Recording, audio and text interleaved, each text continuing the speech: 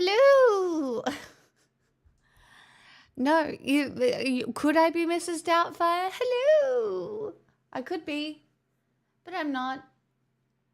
I don't think. Anyway, hello. Happy Wednesday, everyone. I'm losing it.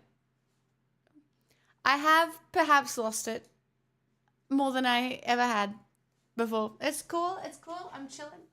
Look, I figured out what would heal me, and I acquired healing, okay? So it's chill. It's chill. It's chill. Tasty, hello. Panama, hello. Quesabite, hello. Kevbo, welcome on in. Neuro, hello. Blinky, hello. Sanguinary. Sam, hello. I have my Doubtfire. I've got something in my eye. I can't see. Hi, Baker. Welcome. What have I got in my eye? Okay, I think it's gone. Hey, Tubby. Hello, everyone. Welcome on in. Well, hello. How's it in Boxville? I'm certainly in Boxville. Whoa, I love Boxville. So much fun. Having such a good time. Like, sorry, and is my hair falling out? Anyway, it's fine. I swear to God, it's not a big deal. It's okay. I'm fine. It's fine. It's fine. Having a bit of a sad night. Hope everyone else is okay. Look, I'm not okay. That's for sure.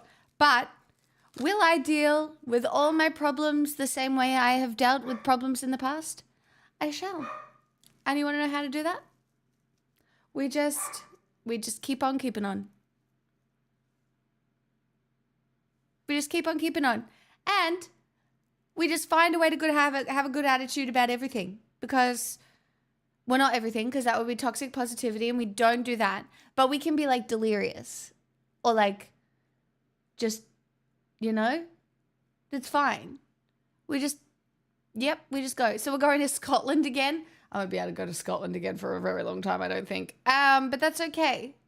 Guys, I decided that miso soup, I felt like I needed a vegetable, and I have no food and no plates or anything. So where this is where we're at. So we got miso soup that has mushrooms in it, because obviously I will be healed by the mushrooms and the soup and the seaweed. Because if I cannot get my energy from the ocean critters, well, where can I get it, you know?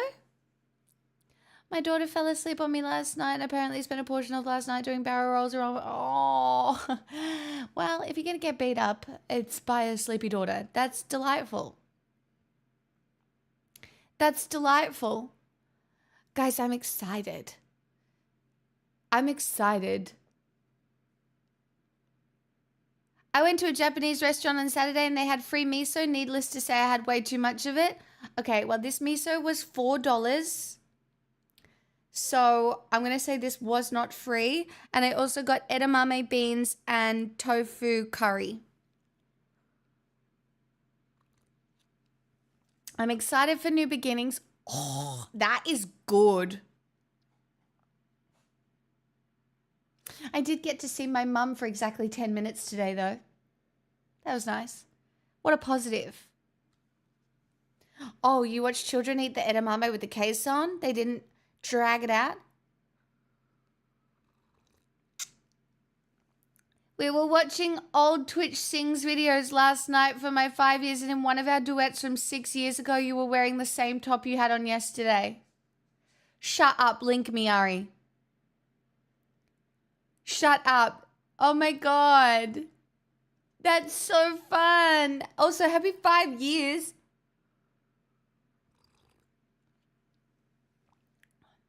Hi, Mean Millions. Are you at the fuck this place stage? I've been at the fuck this stage. I have nothing to sit on. This is my only chair to sit on. This is the only chair I have to sit on, and I have my bed. I don't have a couch. I don't have any stools. I have nothing. I have a floor. Correct. I do have a floor. Yep.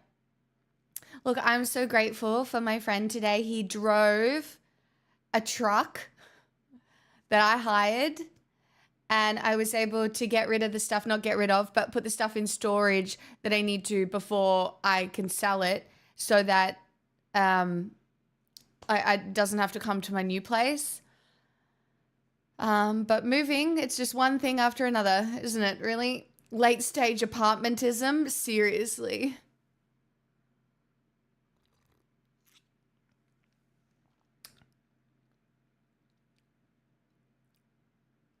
I'm quite impressed that I was wearing the same top. I do tend to look after my things and rewear a lot of clothes, which is why it was so crazy to get rid of 4 bags of them, because I really don't like not using things. Oh, so excited to be a part of history. Follow Stan. Thank you for the 26 months. We're all a part of history in some way. Please enjoy your bony tail chub. Lol.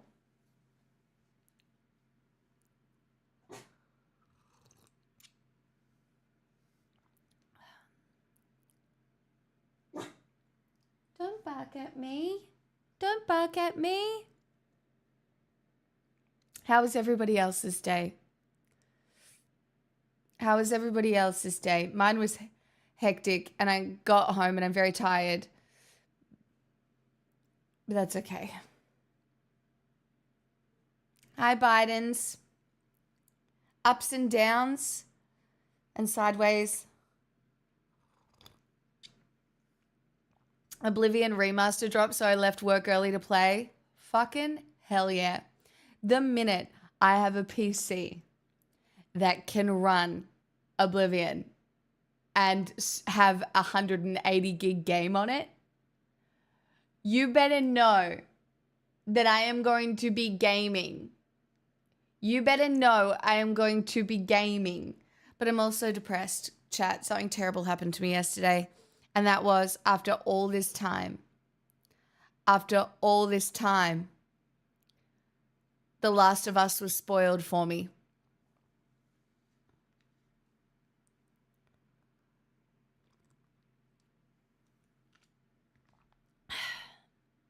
So that was sad.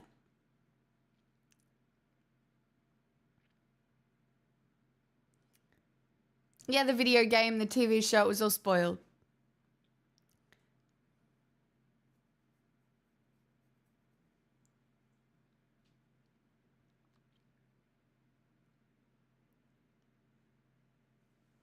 Oh, that's a lot, Punky. You're going to need so many screens to catch up on all those games at once. Yeah. Well, there's more than one event that happens in the game. Yeah, I suppose. True. I could still play it. Hey, Crippy, welcome back. 10 a.m. first day back at work after a 6-day weekend. Needless to say, I needed the stream more than usual. Well, welcome on in. Hi, Iris. How you doing? Hello. Chat, seaweed is so good for you, right? I tell myself as I eat seaweed.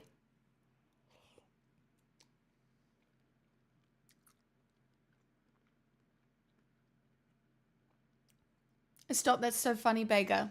What a based wife.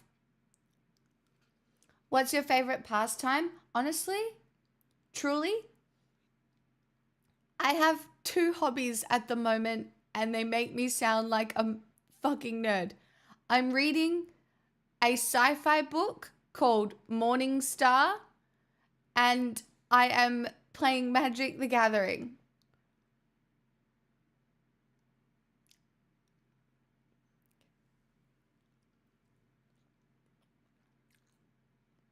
And right now,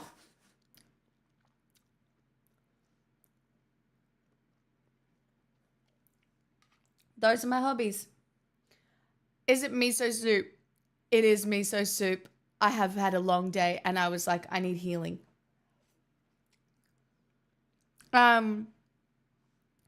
It's not even a nerd era in that I've always been nerdy, but you know, we ebb and flow through the nerd realms. You know, We ebb and we flow. We ebb and we flow. Honestly, right now, I'm packing up my life into boxes. I'm getting rid of stuff. I'm trying to be like really just I have to look at something and go, it's only stuff, and then say goodbye is what I'm really trying to do, because I have to downsize a little bit. Like I make it sound worse than it is. I'm moving into a lovely living space. It's just small. But it will be fine and it will be good, you know? I'll make it work. I know I can make it work. So, and it will probably not change anything for you guys at all. Like, stream will probably still look very, very similar and stuff like that. So, hi, Tiny. Anybody else who's just joining us this evening, happy Wednesday. I hope you've had a good day.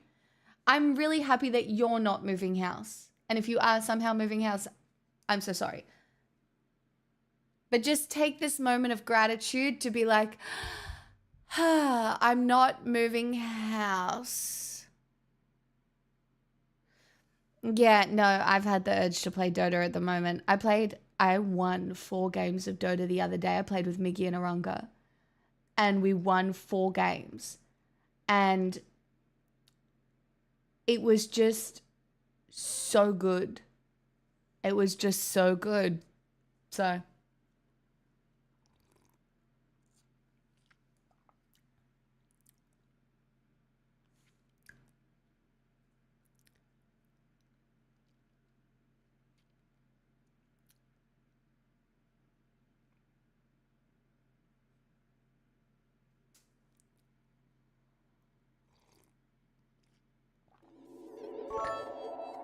Oh, Linda, that's so nice. Thanks for the 100 bits. I don't think I'll ever be minimalist, chat. But I have had to get rid of some stuff, so.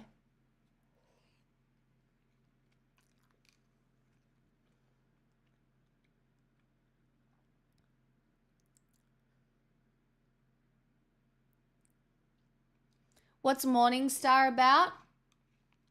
Well, without spoiling it, the series is called Red Rising. And it's about a world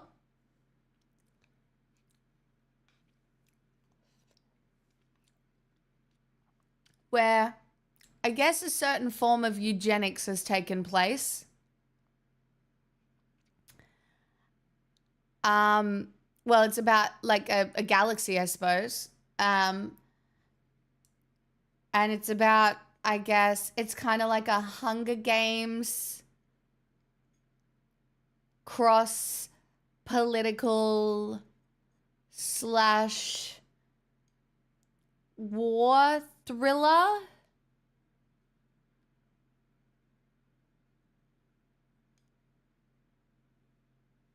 I'm pretty worked up. Why, Buddha?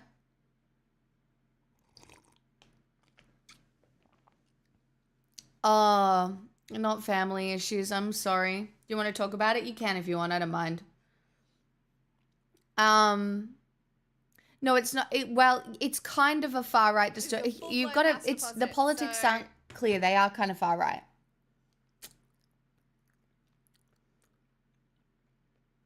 You sure it's fiction or current events? Chat. Current events are crazy. I have been staying on top of them. But current events are crazy.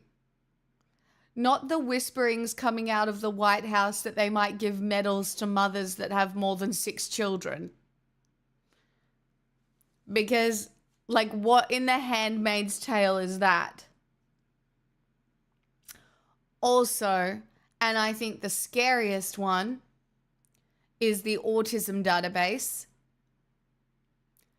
Don't know if you guys saw this, but fucking RFK is going through people's private medical record. It's not fake news. Dude, it's real news. And why? Why would you do that?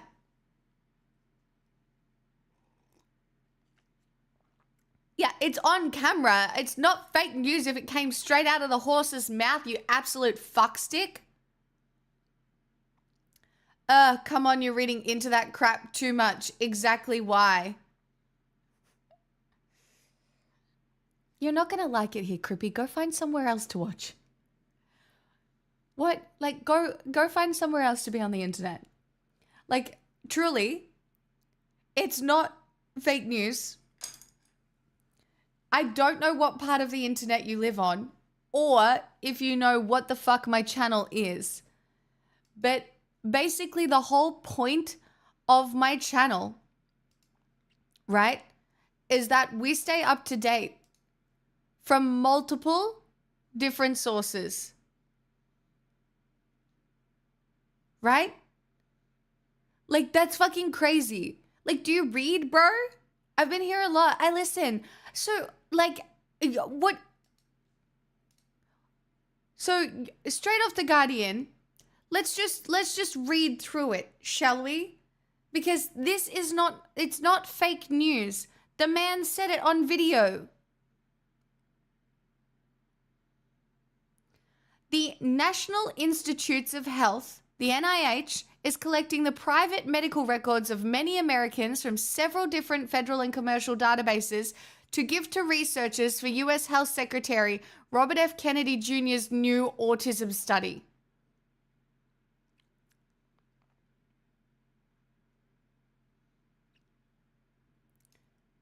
With this information being included in the database, the NIH is also reportedly crafting a new registry to track those with autism. Now, you can maybe take this bit with a grain of salt, but let me just put like a few things together for you, right? You know what happened in 1930s, 1940s Germany, or are you going to call that fake news too? Because guess who they rounded up?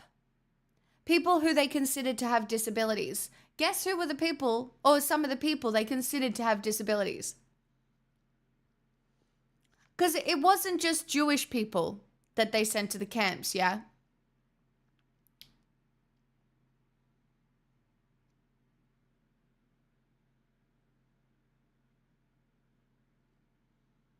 Like, it is not conspiracy theory, right? It is not conspiratorial to look at the facts of history, see a set of circumstances that is happening now, and like they literally say it to our faces every fucking day.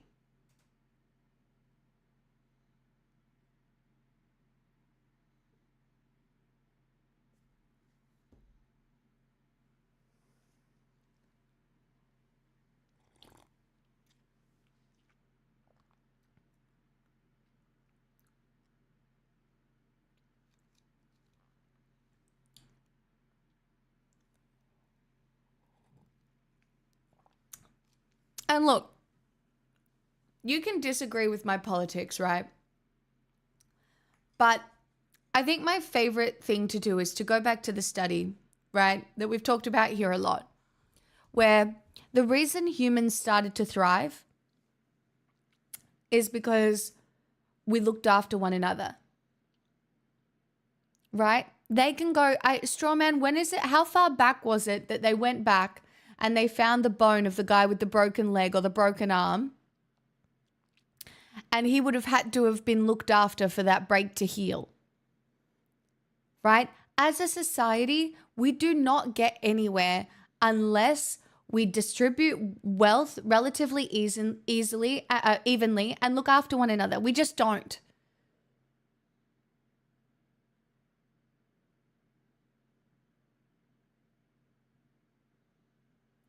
We just don't. And you know what doesn't work?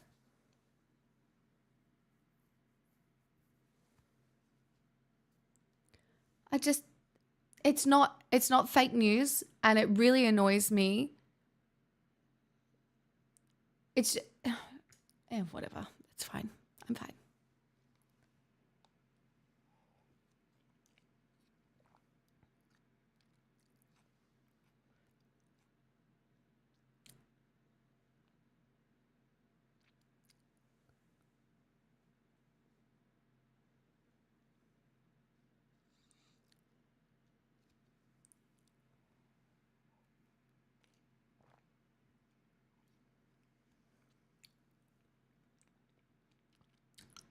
RFK's cousin came out and literally made a video about how fucking terrible this man is for America. The vibes are awful. You only have to take one look at the stock market to see what's happening as well.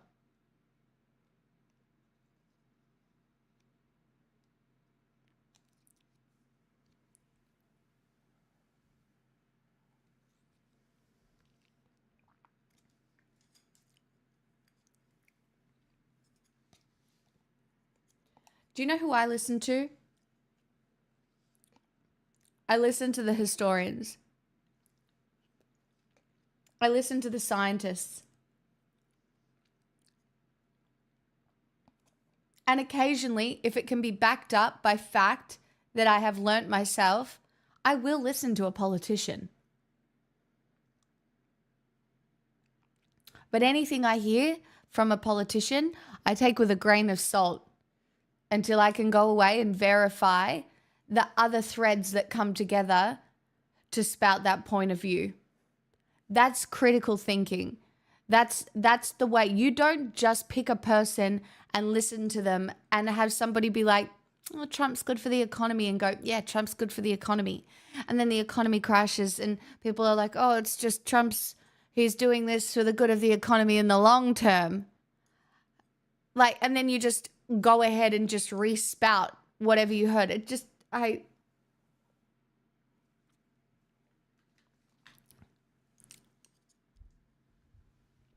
Anyway, Elon is stepping back from Doge, by the way, everybody, to focus on Tesla, because unfortunately Tesla stocks have been crashing. That's been so crazy. Who could ever have seen this coming? But what are we talking about? A database of autism, concentration camps, taking care of one another, or redistributing wealth? I think it's a total tool, and now we're talking about the stock market. So there's another point. I think you're a great critical thinker. Now we're all over the board. If you want to dive in to each one of those topics specifically, we can.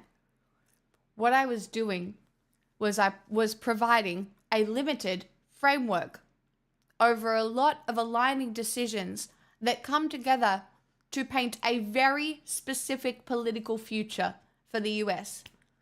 I am not all over the place. Each of the things I just mentioned are intertwined. These things do not exist on their own separate spectrum. Unless you look at things as they occur and see how they're interconnecting, you're not understanding the whole picture of what's going on. It's like if you only saw the toenail of an elephant, you wouldn't know, you might not know it was an elephant, or maybe you would. Elephant toenails are kind of distinctive. But you know what I mean. It's not that I'm bringing those topics up, right, to talk about them in depth specifically now.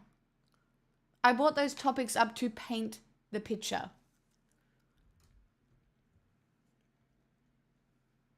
I could also bring up bird flu and the fact that I'm scared we're all going to die from that, so.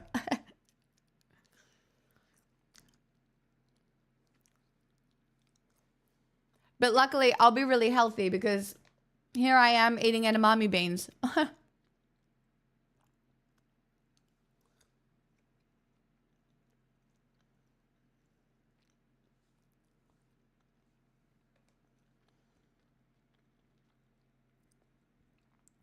There was a measles outbreak here too. I'm not going to lie. I kind of want to make sure I'm vaccinated against the measles. I'm sure I am.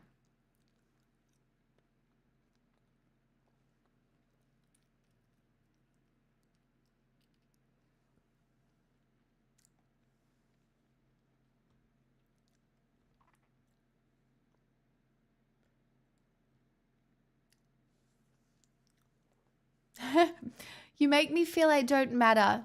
That's what it is. I'm an automotive and diesel industrial technician, and I worked with Tesla in Fremont, California during 2015, 2019. I kind of don't understand. I'm not trying to be rude. Also, I do FFA, and I know bird and swine flu, and I'm currently growing those beans. What do you mean you don't matter? Everybody matters.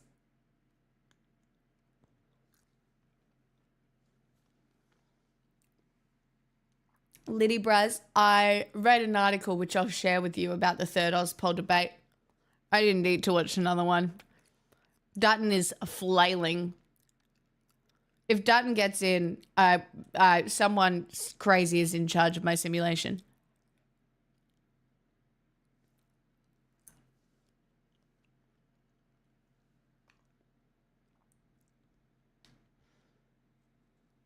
Yes, there is a new Honest Government ad we'll watch as well.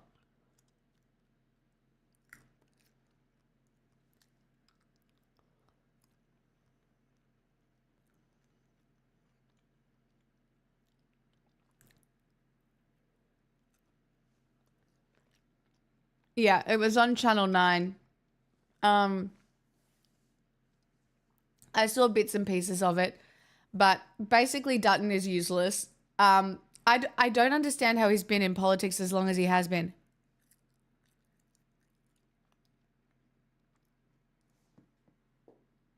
He's a terrible politician. Yet neither of them will ever commit to getting rid of negative gearing, Liddy Bros. So, the issue... In 2018, Liddy, Labor ran on abolishing negative gearing, and it was so unpopular that it lost them the election. So you just won't see that. We have to work outside the government framework to fix housing. I don't know how, but we just keep going.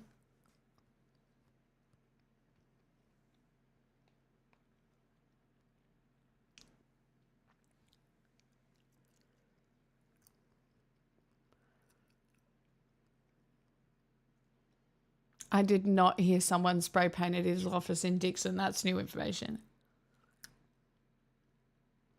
I am from Australia. Yeah.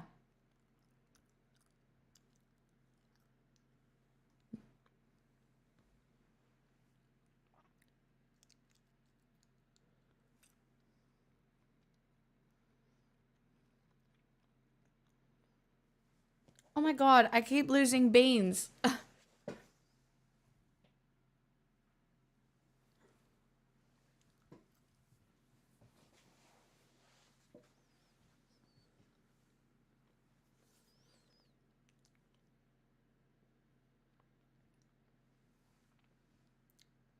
We need better policies surrounding property developers. We need better tenant rights. We need a cap on how many houses people can own.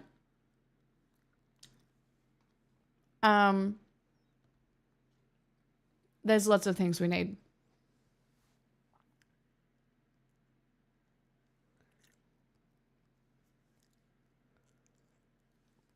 Comrade, it's really interesting because in Australia, it's particularly different.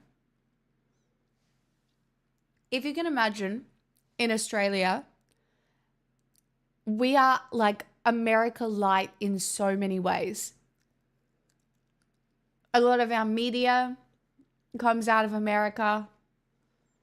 And a lot of exported conversation comes out of America because we're so tightly allied. So you will find that a lot of Australians are very, not well versed on American politics, but pay attention to American politics. Probably more so than some people in Australia would pay attention to American politics more than they do local politics. Hi, Greet. Negative gearing and capital gains tax are two major issues, but yeah, I agree. There's just no way either of those things get addressed by the major parties, I don't think. I can tell you what would be fucked for housing. When you allow people to take money out of their retirement funds to buy a house,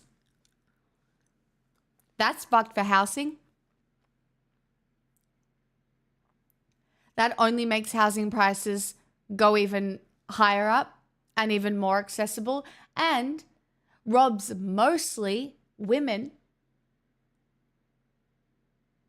of their retirement funds. Hi, Carl. I love people who roll on in. Hey, and Cracks. realize Thank you for the very quickly raid. how wonderful I am.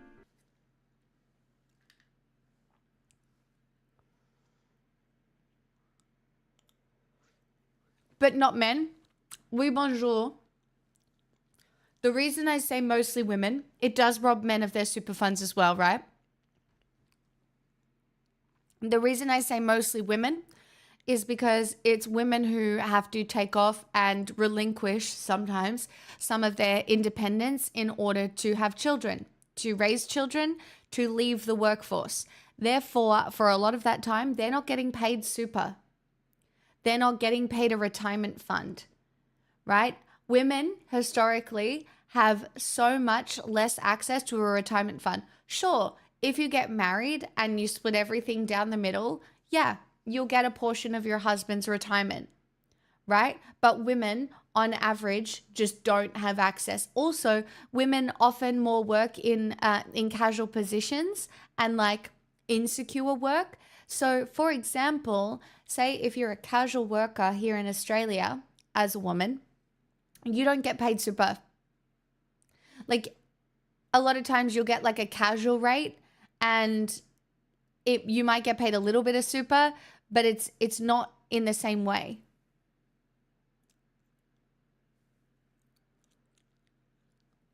So that's why I specified.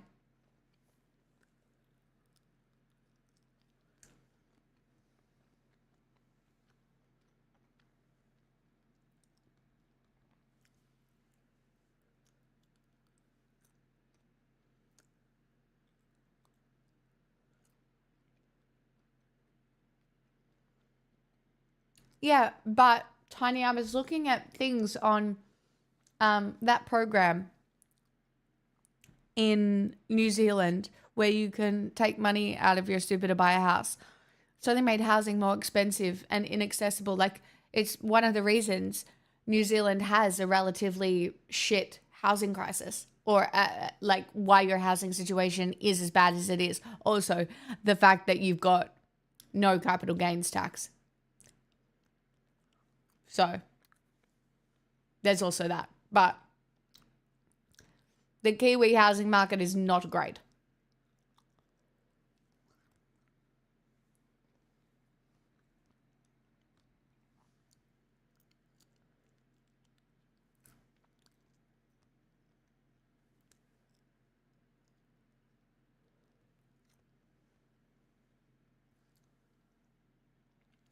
Oh, you did a 24-hour stream. That's brave. I think the longest I've ever done is 18 hours, and it was a long time ago.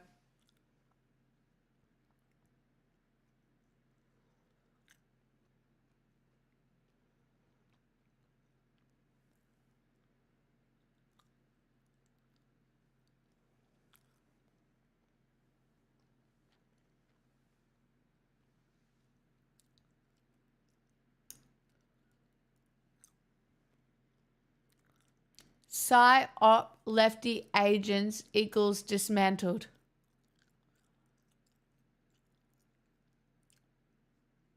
Wait, are you accusing me of being a psy-op lefty agent? That's great.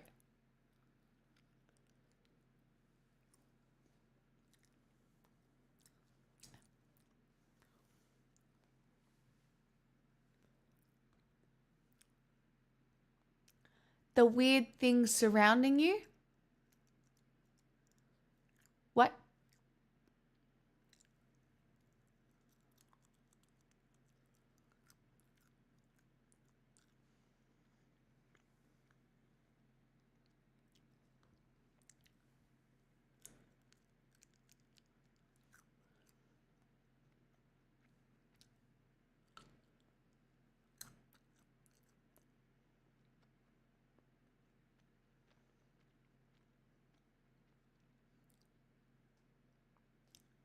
Yeah, Liddy Bryce. It's because I don't think Dutton sees women as human beings.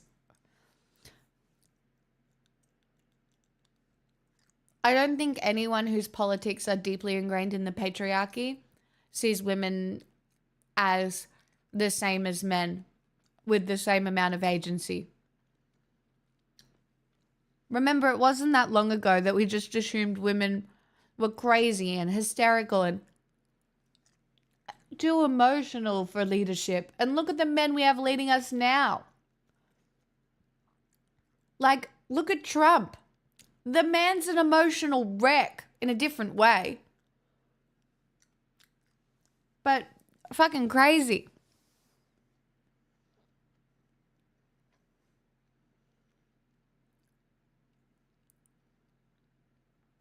The real psyop was the friends we made along the way. True.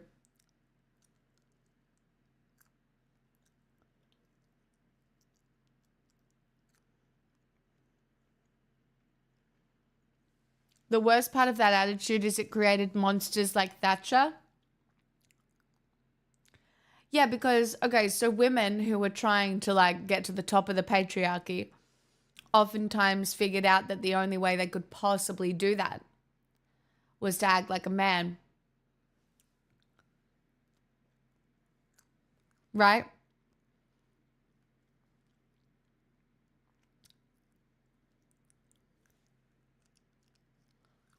It's why there are so many instances of women who are more than happy to hold up the patriarchy as it exists today because they're relatively close to the top. A lot of the time, those people are white, privileged women.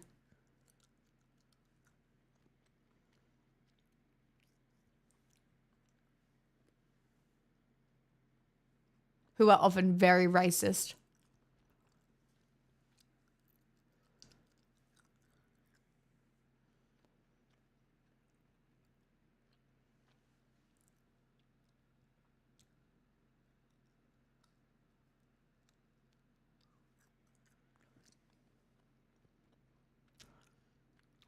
IMO, women should be women and men should stay men. Uh-huh. And what's a real man?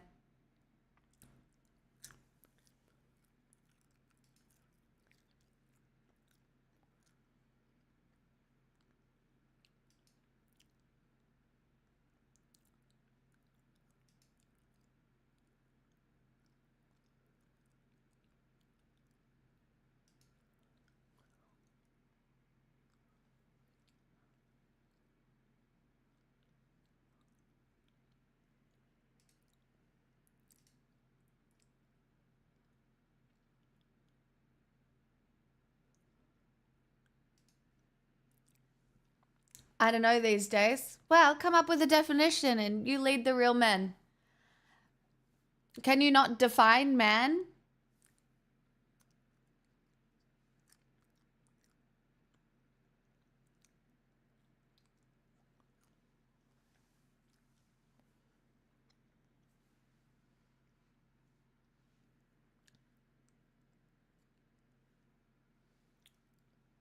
What does man equal? What makes you a real man? What makes me a real woman?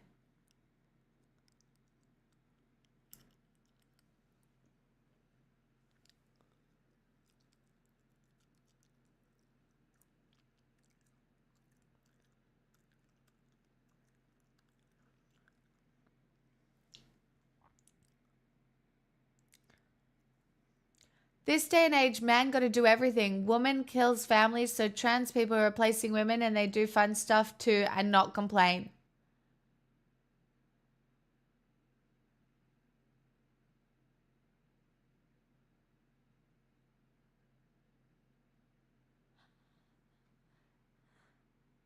Is this an alt-right trans ally? But only because trans people fuck? That's crazy.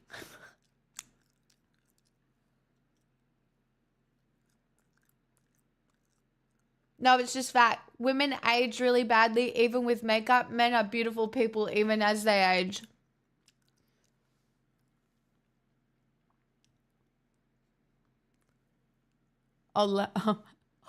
Chat, let this cook.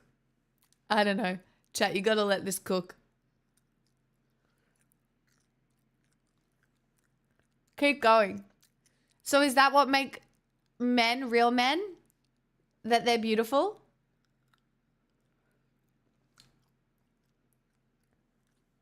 Is that what makes a real man?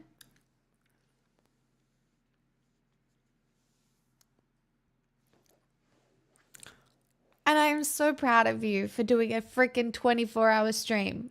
Is that what makes you a real man?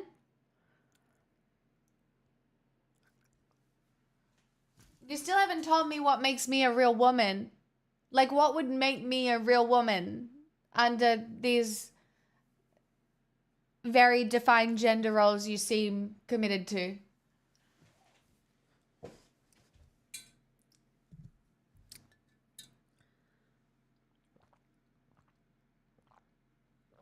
I'm not being sexist. I'm saying my sister is a narcissist. I don't like her. I'd rather do fun stuff with men like games.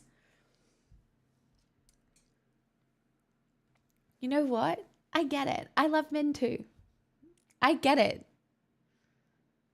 I do. I get it. All right?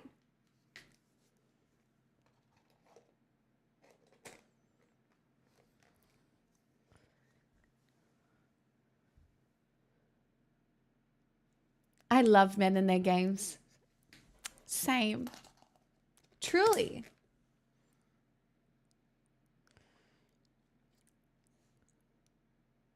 Exactly, Liddy Bros. Congratulations. You answered correctly. It's a social construct.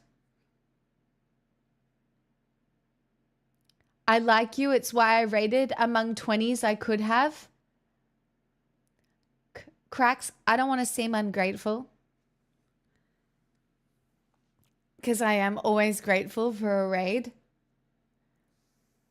But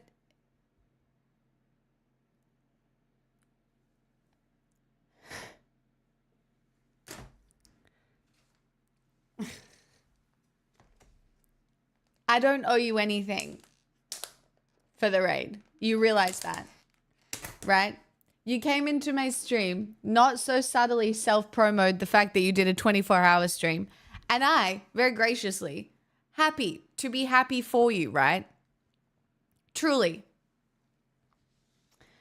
But, like, at the same time, I've been here 8 years. I have about the same viewer count every night, no matter who raids. I have about the same audience every night. It literally doesn't matter.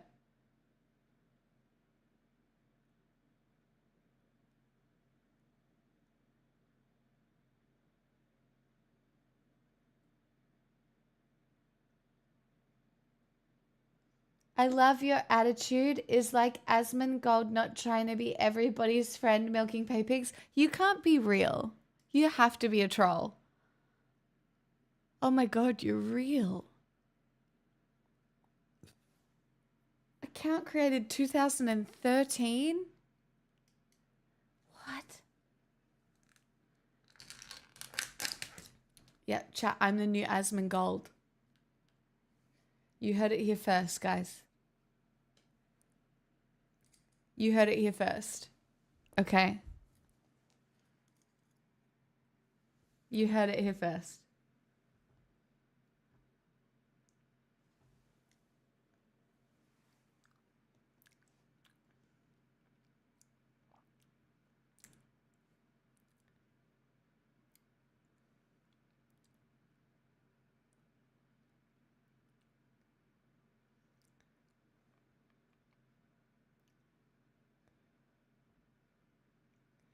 Please don't stop showering. Have you met me? Have you met me? I look a bit fucking rough today, but that's because I carried a couch and a fucking coffee table and a whole bunch of other stuff and put it in a truck. And then I traveled in that truck for hours. And then I carried the stuff out of the truck. Then I traveled in the truck for hours again. And then I got home and I laid down and closed my eyes and I had a little nap. And now I'm here. And I could not be bothered putting makeup on. And so we're just here. We're vibing. It's fine. Okay? But I will shower.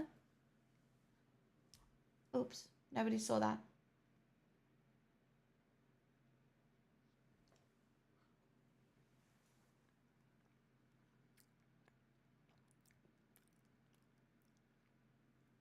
Imagine the fucking smell. Yuck. Also, it's okay not to shower if you're depressed, all right? I know it's really hard. Well, if you were a man, you wouldn't look so rough if we follow this chatter's logic.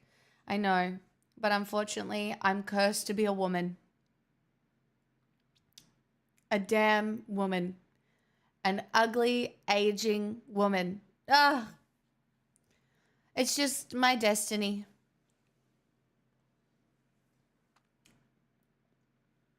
And yeah, self-care can be hard. Okay?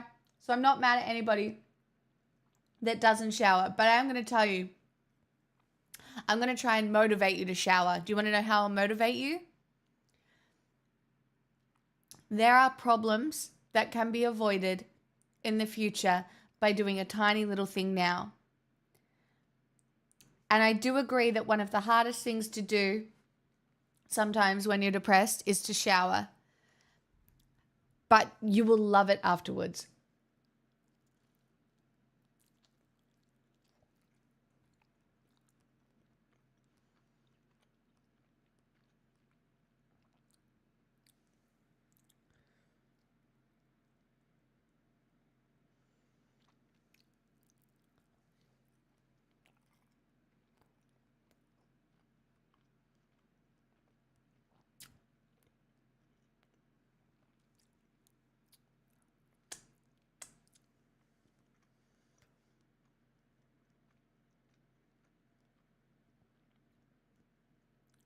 Preventative behavior sounds like witchcraft because it is. I'm a witch and I'm indoctrinating you all. All right? That's right. I'm sorry, but my politics does include pro-shower propaganda. And that's the way it is. And I'm sorry, that's just part of the deal.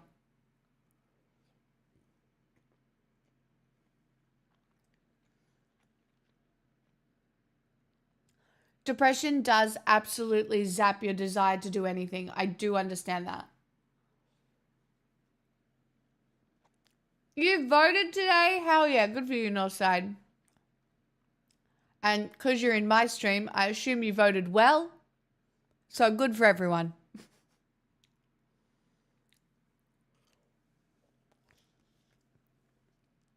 Do you know what I found out the other day? You know how with older people, it's risky business to talk politics, right? You never really know. I accidentally started talking politics with my mum's best friend. She came over to visit my mum while I was there, but my mum had gone out for a second. I can't remember why. And she'd come over to visit my mum. I have never in my life met a more based 80-year-old in my life. It was so refreshing. It was honestly incredible, and it honestly made me really proud of my mom, because my mom's been friend with this lady for like 50 years. 40 years. And I was just sitting down and talking and complaining about the housing crisis and whatever. And she just started rattling off all of these like incredibly based housing policies that, you know, and do you know what it is? I mean, I'm sure she was based politically anyway, but she had disabled children.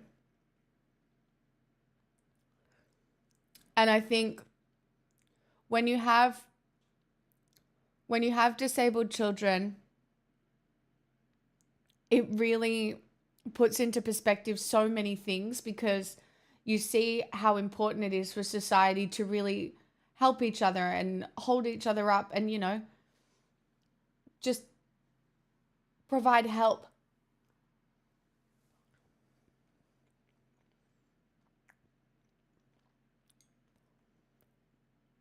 Your mum's best friend is 80 years old? She actually is, yeah.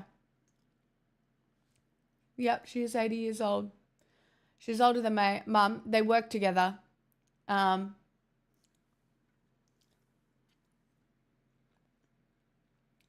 a school. So that's how they knew each other. Don't know what that is. But I will be very real with you guys. They're not perfect. They're not perfect. I know it's kind of crazy because obviously I'm perfect. So you would assume my mother is perfect.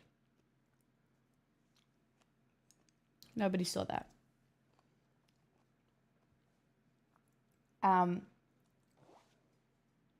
But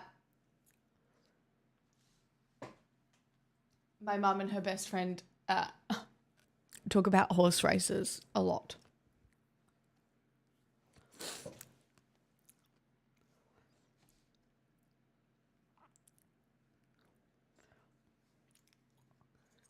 I think it's a generational thing, but they talk about horse races a lot.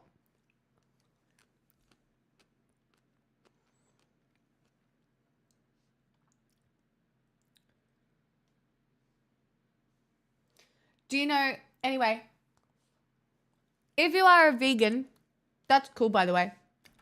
But if you are a vegan in Australia, and are thinking about voting for the Animal Justice Party,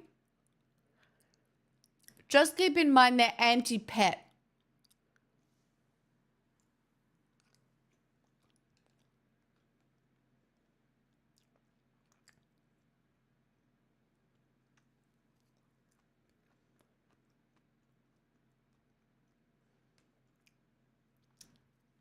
It is a vegan stance.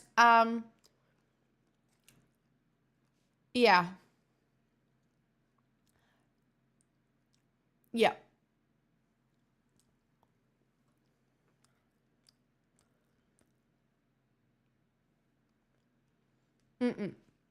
No, so they don't even want, so the Animal Justice Party here in Australia don't even want any pets because obviously like cats are carnivores.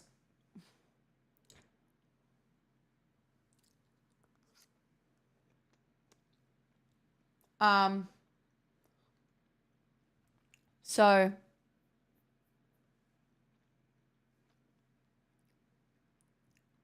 yeah.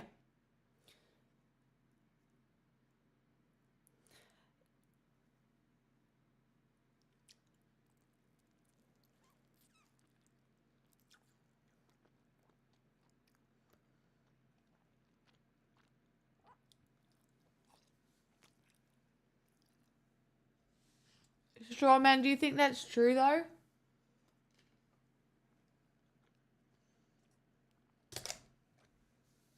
I won't even feed my dog vegan. I'd say a perfect person deserves at least a $5 expense for slumming it with us mere mortals. Linda, thank you so much for the $5. I'm so grateful.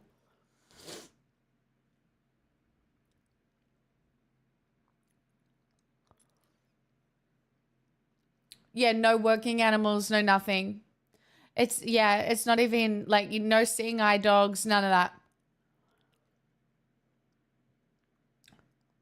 I don't think the domestication of, I mean, maybe the original domestication of animals is unethical, but the reality is it was always going to happen.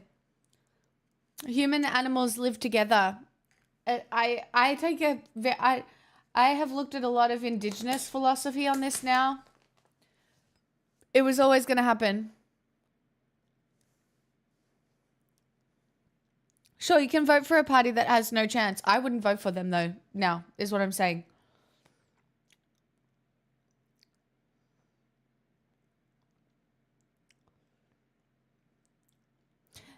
You have to understand, it's not always exploitation. And this is a weird stance for me because it is, they will still go over trumpet of patriots. Well, I think that's okay. And I'm just gonna go put my leftover food in the fridge.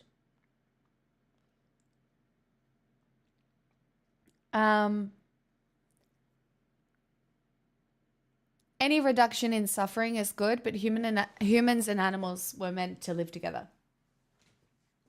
Oh, come on. That's so Carmaldio nice of gifted you. a tier 1 Thank you sub so to much. Northside Cutie. They have given 36 gift subs in the channel.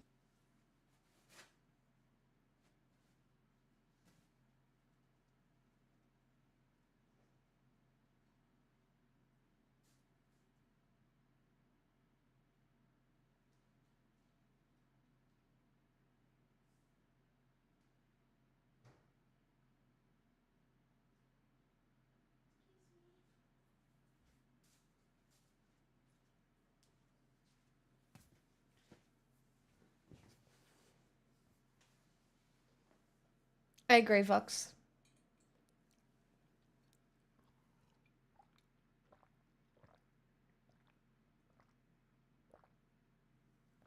I don't think you can let a pet population die out.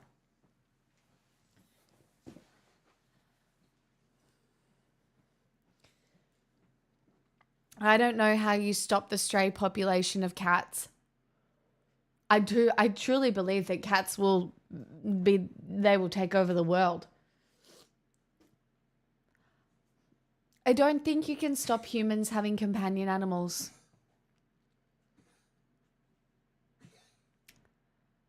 Stray cats are so terrible for wild bird populations. They really are.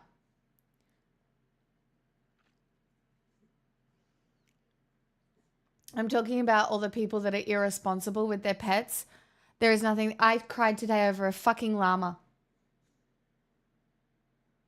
I did. I bawled my eyes out over a llama. A llama. Do you want to know why?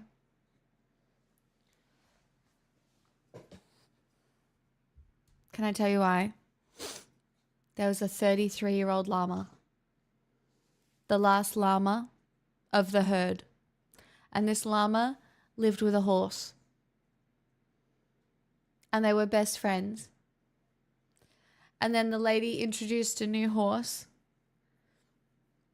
And introduced them all. And then they all ended up getting along. And then the llama was like, okay, the horse isn't going to be lonely anymore, and died. Mew mew. Meow meow. Meow meow meow meow. Meow meow meow meow meow. Meow meow meow meow. Meow meow meow meow meow. Meow meow meow meow meow. And then the lady who had the llama and the horse was like patting the llama at the end, and she was like, "You were a really good llama." And then I lost it. And then at the end, the horse went over to the llama to sniff it because it was lying down and had died. And the horse went over to see, and it was just, oh, it was really sad. Anyway. Yes, please. But they consider any sort of like animal work like that exploitation. Okay? It's really hard to have nuanced views on animals, right? Because the reality is some dogs love having a job. Some dogs, some working dogs, they fucking love having a job. Sometimes I wish I could give Pixel a job. I think Pixel is the kind of dog that would love to have a job, but her job is just to be a happy dog and live forever. You know?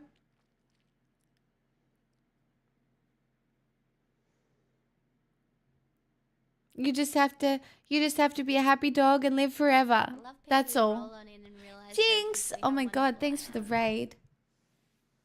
Hey, Battlemaster Nerd. Wait. Battlemastered. Hello, welcome on in.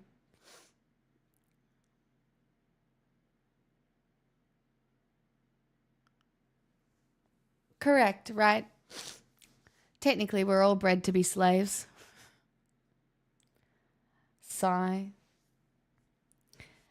Hi, Juriki. Oh, Battlemaster D20.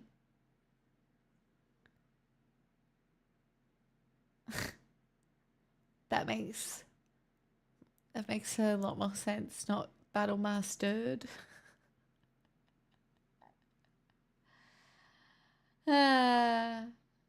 Yeah, go me. Yeah, what a queen. Killing it at life. Love this for me. I was going to say her job is being an emotional support for the girl crying over llamas. Chat, stop laughing at me. I'm very sensitive right now. Okay, I'm moving house. I have no stability. Okay? I have no stability. I'm all alone and a llama died. So I'm feeling very emotional. Okay? My hormones are all over the place. I don't even have a couch to sit on right now. And there's dust everywhere. So I'm sneezing all the time. Okay? It's rough out here. Oh no. See?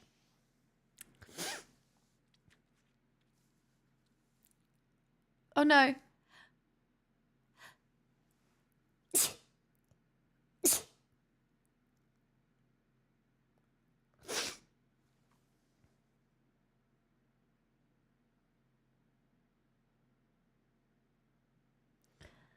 Meow, meow, meow, meow. Meow, meow, meow, meow, meow. Meow, meow, meow, meow. Meow, meow, meow, meow, meow. I care about goats, forlorn. But yes, it is funny how we put like certain kinds of animals in different boxes in our brains. Like dog. Dog, no, no, no. Cow, food for some people. You know? It's very interesting how we can do that.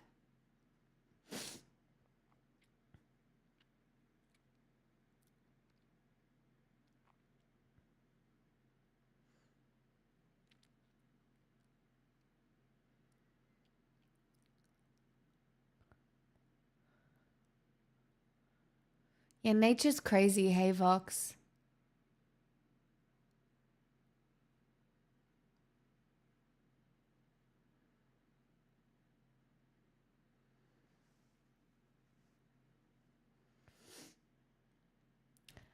I mean, I don't want to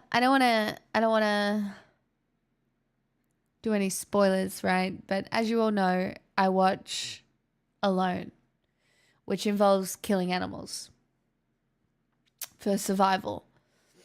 And most recently, I watched a killing of an animal, and I did not like it at all. Like, you don't see it, but you kind of know the process of how it was trapped and how it died and stuff. And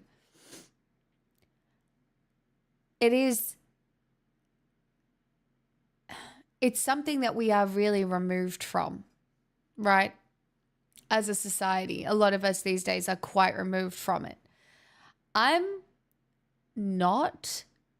I am, but I'm not. So, my mum's dad was a butcher. And back in the day, butchers were abattoirs too. So it's kind of interesting because I don't know. Taking any life feels heavy. I couldn't even tell you the last time I caught a fish.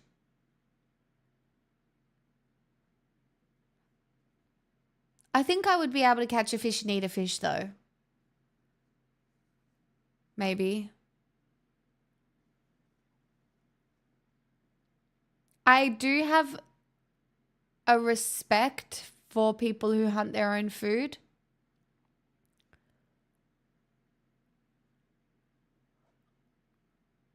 Oh my God, tasty. Joni, thanks for throwing in the meows, by the way. Now that's going to be stuck in my head all night.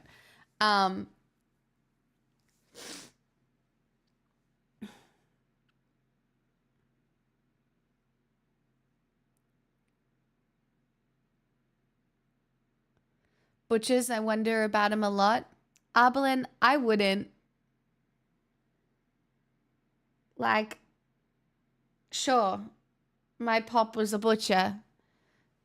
They also had a cockatoo that lived for their whole lives.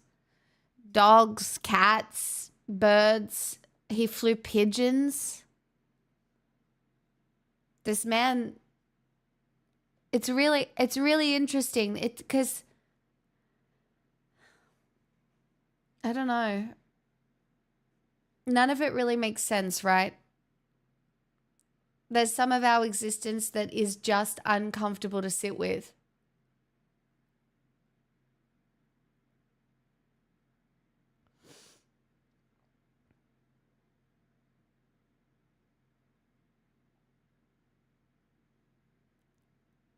I think that's the truth. I think there's just some truths about existing as a human that are particularly hard to think about ethically. Like there's that level of discomfort. And a lot of people, when they feel that discomfort, turn to things like religion because they're like, fuck, I sin. I'm a sinner. And I'm going to need Jesus to take a 3-day nap and rise again. So I have no more sins. Do you know what I mean? Woof, woof, I don't feel bad anymore. Thank goodness. Woof, woof. Thank goodness.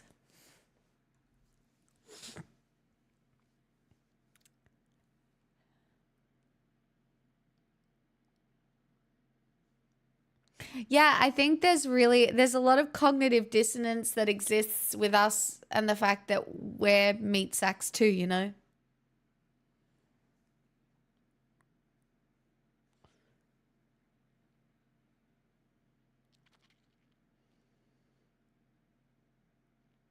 Chad, unironically, the more I think about it, I don't think I'm a survivor.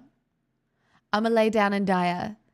I love in my head thinking I would be a survivor, you know? Like in my fantasies, I'm a survivor. But I think the reality of the situation is that I am just probably not.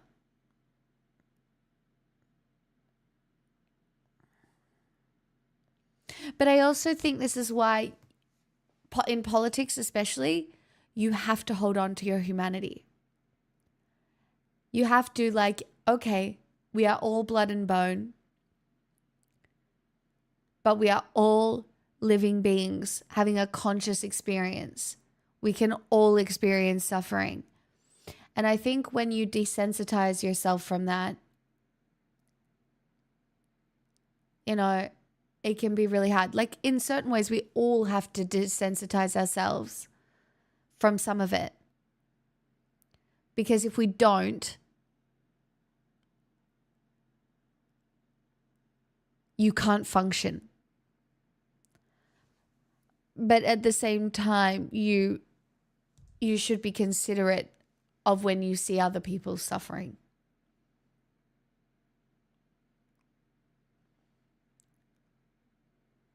A little bit of crazy helps. I mean, I'm definitely a little crazy, but like,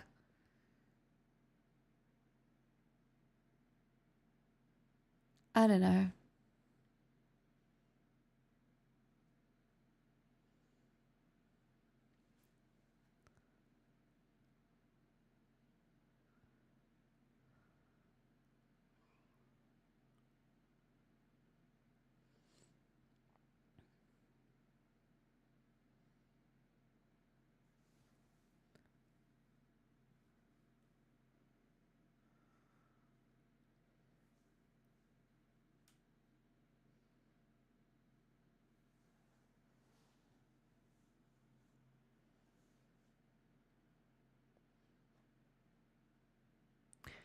What can the wheat hope for but the care of the reaper?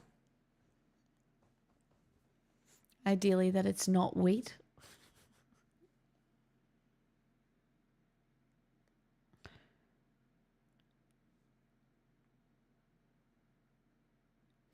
Look, I'm pretty anti-Catholicism, right? Hey!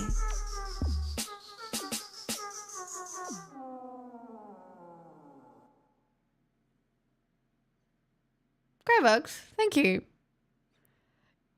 Enjoy your CBAT alert. There's only a 50% chance of that. Sorry. Enjoy.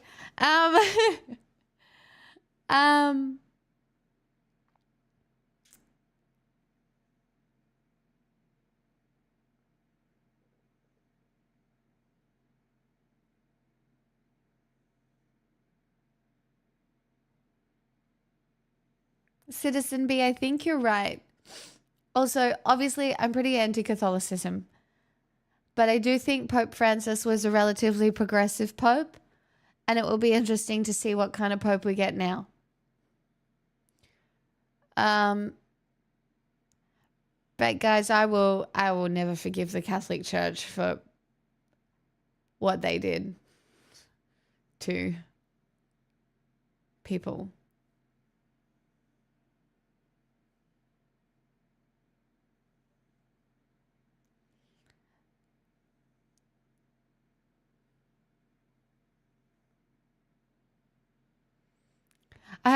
Chat, this is very personal to me.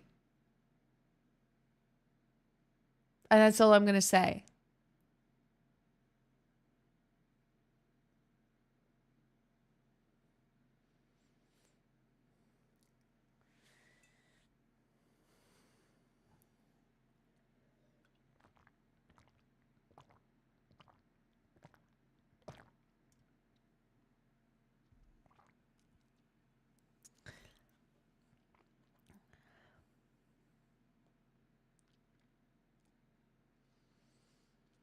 Yeah, I saw a video of a lady crying over the Pope dying, and I was like, bitch, please stop. I'm Native American, so I got eternal beef with the Catholics, and ain't nobody can tell me I'm wrong for that. That is so true. Do you know what? Weber Ninja, I was not prepared. I was not prepared for the depiction Note in another of score the gifted a tier 1 schools. sub to Sky Daddy Uwu. They have given 75 gift subs in the channel. Not an on. Thank you so much for gifting a sub to Sky Daddy Uwu. Lol. I was not prepared for the depiction of the schools in 1923. And honestly, that 1923 was too dark for me. Personally, I love dark, complex TV. I love morally grey characters, and I love just an interesting slow burn drama. Like, I love that sort of TV. It is my probably favorite kind of TV. But 1923 was too dark. It was too dark. Too dark. The way Native Americans were treated in America, Native Canadians, even Indigenous people in Australia, the way we have treated Indigenous populations over thousands of years is horrific. Nusi Nellies, it's true. It was kind of funny that he did die at the specific time. That was kind of funny. And I did see, I did. So I did see, so there was this guy on TikTok, this gay guy, and he's like, so, hey guys, so, I was fucking this in the closet, pretty religious guy. And I, you know, we were kind of like cooking up and stuff. And I did sit there and tell him, you know, he didn't have to feel guilt or shame about what we were doing. Everything was going to be okay. And, you know, it's completely normal and stuff. And that, you know, you could just let go and not feel any guilt or shame and nothing bad will happen. And then the Pope died.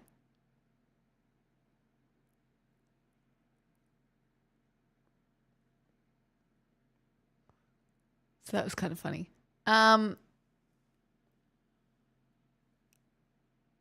It was, yeah.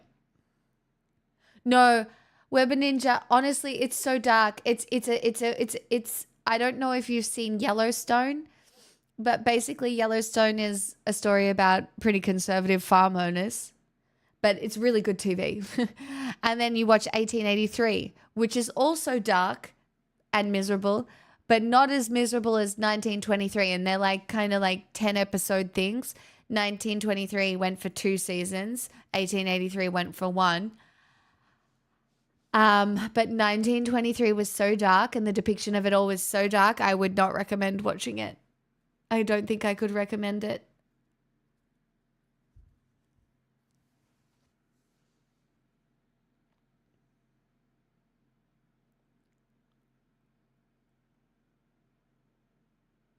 I grew up in Hawaii and used to think that if it wasn't for the US military, the Hawaiians would be worse off. Well, you just never know, right? You never know. I'm pretty sure the Hawaiians probably would have been a lot happier if they just had been left to their own devices. I will never go to Hawaii again. I went to Hawaii before I knew that Hawaiians didn't want tourists to go there.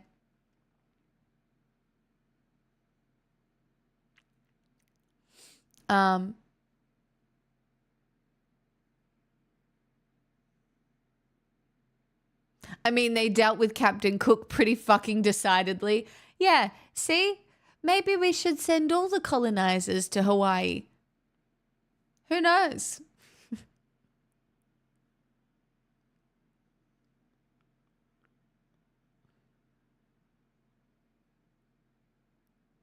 It's the power of media and not having a proper education.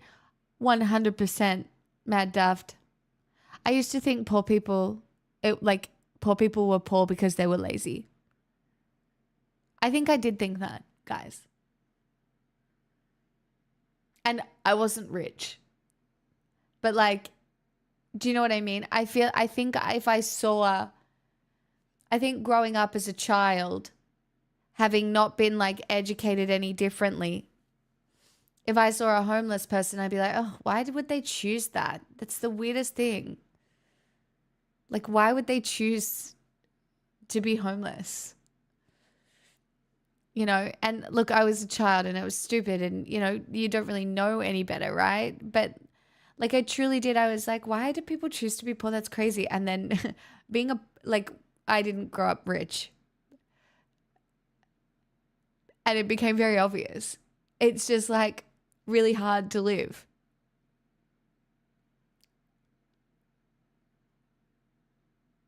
And some people never have the mirror held up to their privilege. Okay? Like the fact that my mum is in a position to look after some of my things for me while I have to downsize. You know, having to downsize, not a privilege, right? But just having family so I don't have to pay for storage, privilege.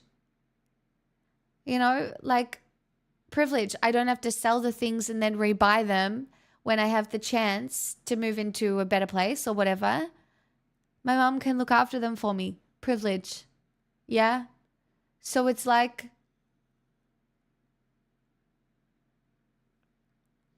it's small things like that. Becoming an adult without family money opens your eyes, really. I think becoming an adult without family money made me realize how much family money goes around. Like, not really. But if somebody is doing really well and you can't figure out how they're doing well, it's family money. Yeah.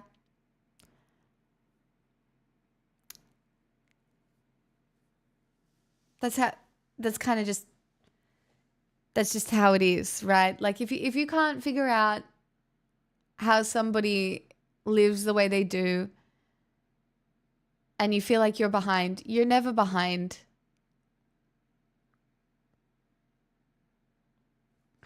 You're never behind, you know.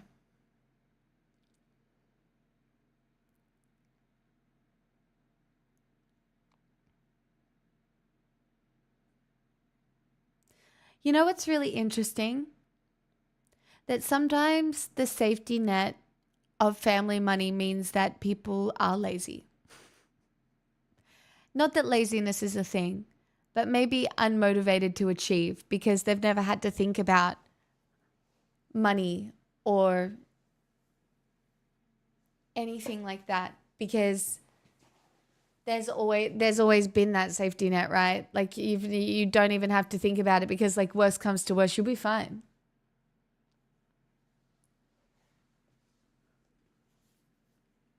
You'll be fine.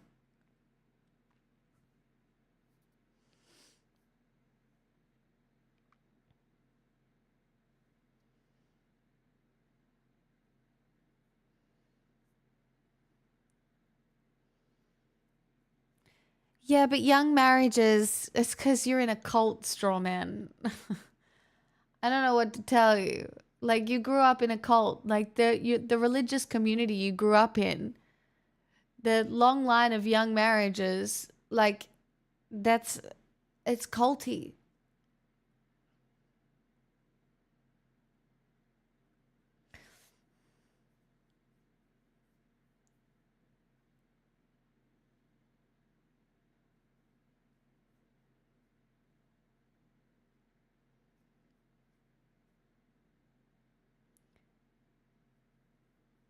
And I know cults. I'm running one.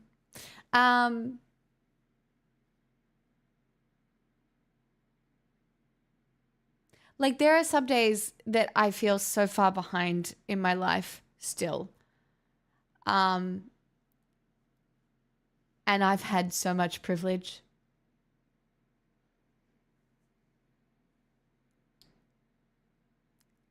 Do you know what I mean? I really have. So if I feel behind with the amount of privilege that has existed in my life, you can only empathize with people who have less.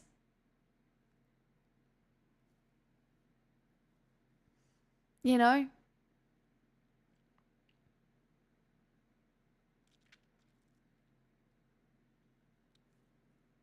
And I think the biggest one is any sort of depiction of a healthy relationship growing up. I think if you grow up without any depiction of a healthy relationship, you are set up for challenges that are extremely difficult to overcome.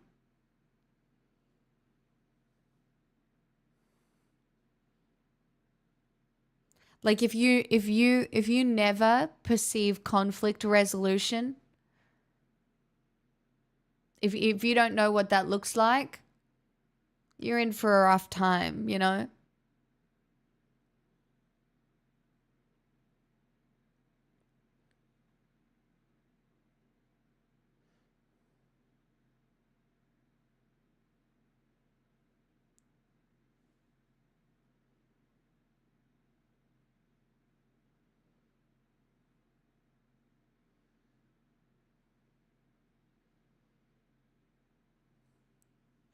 Yeah, try it. Like I know a kid whose parents gave him $100K when he graduated school to try and start a business. You know? And like what a cool privilege.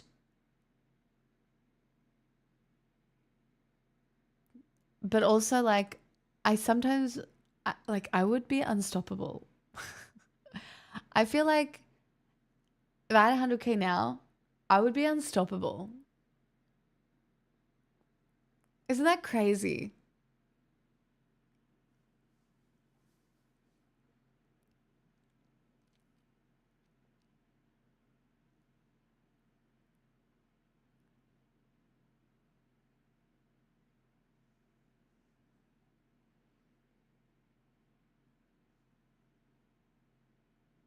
I got $30. It was everything we could scrape together when I moved away for uni. My parents gave me $100 here and there.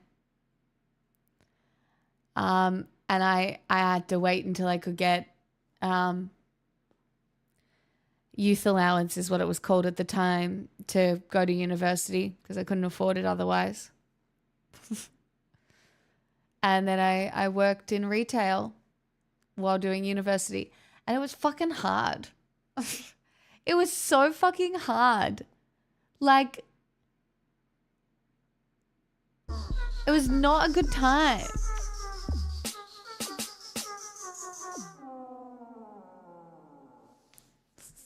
I'd give 100k if I could, but will this do? You know what they say? It's 100k, $10 at a time. And let's be real. I've made 100k. Not all at once. But over my streaming career, I've made 100k. So, yeah. So technically, if I had just done nothing, would be flying. Thank you so much. That's very generous. Night Citizen B, get a good sleep. If I don't get a good sleep tonight,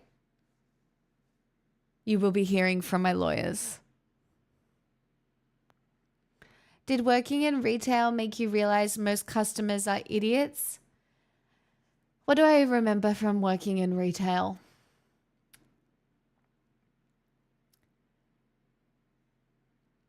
I learnt that managers in retail stores use their power in those places as a power trip and are truly not very nice people. Maybe you can have a good manager sometimes. But my manager was quite nice. The area manager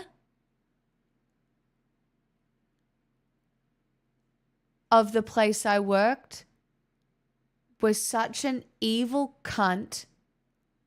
To this day, I wish nothing but misery upon her.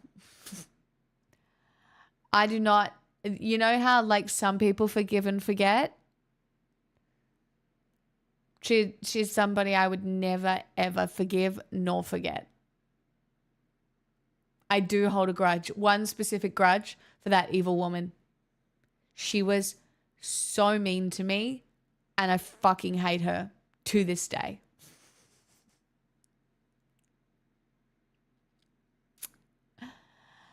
Do you know what else I remember about working in retail? How fucked it is to stand on your feet all day. Your feet do get used to it.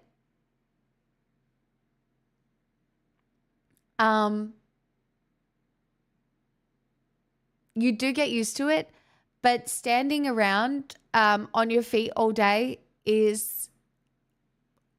really hard work. It's really hard work. It's hard on your feet, like the pressure on your feet, it's hard, and it's hard on your lower back. And then I obviously trauma bonded with two of my best friends who have stayed my friends over a really long time. So that was nice. So that's really positive.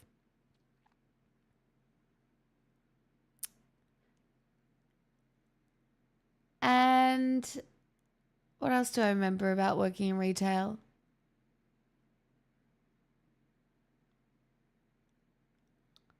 I remember genuinely enjoying helping people. That sounds so cringe. But I loved doing the job that I did. Like, I got to fit people in point shoes. Like, I'd sold people, like, I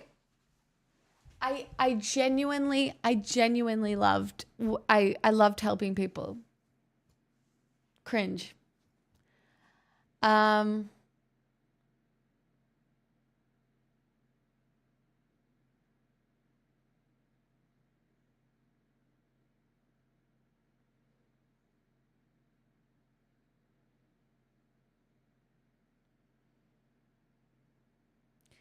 The managers are designed to be that way, even they have to achieve certain targets, so they have to be assholes.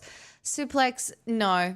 You can be an asshole manager and not do what this woman did to me.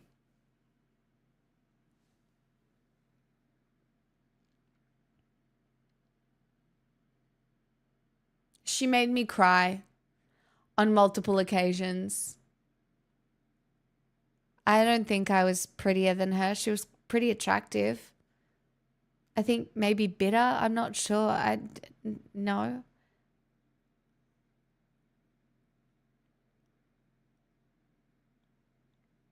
Oh my gosh, that's really good, Trier.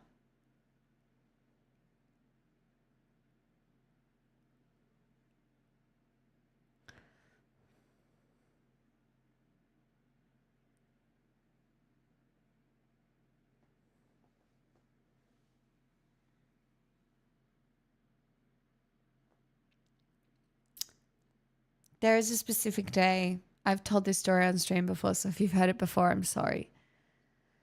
There was a specific day one of the girls called in sick. It was a Sunday. Sunday's a very busy day. And so I had to open the store by myself. Right? I opened the store. 5 people come in straight away. Now, those 5 people all need 20-minute appointments in the store for these very specific fittings that I would do. And so I was like, okay, guys, well, I'll just do it in order. And so I'm working on these point shoe fittings. Occasionally I run over and sell like something little. If someone's just run in for a pair of tights, I'll run over and like sell them or whatever.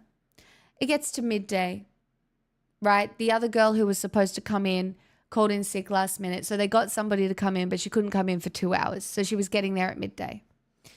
So it gets to midday. The other girl arrives. She just arrives, right? Then my area manager walks in. She looks at the store. It's a mess. There's point shoes everywhere. Why? Because I've been doing all these fittings, right?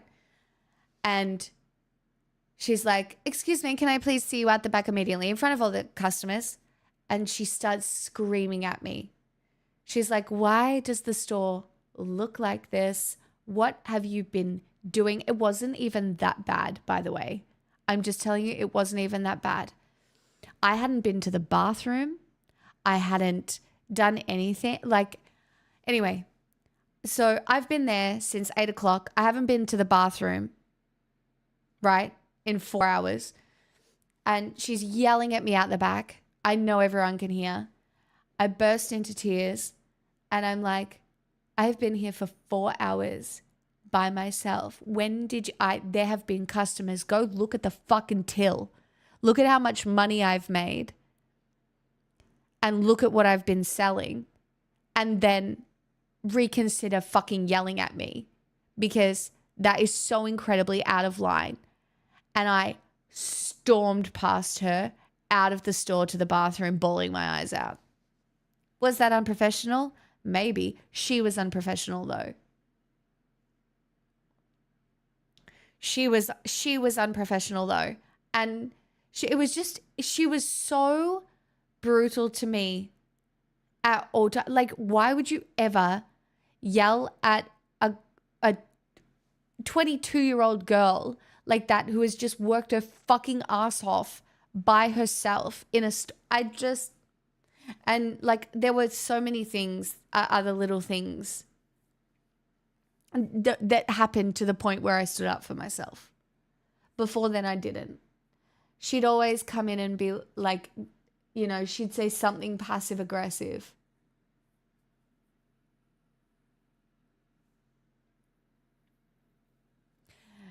It's whatever. It's very, very small. It's a very small trauma. But my hatred for this woman has stuck with me. And it will continue.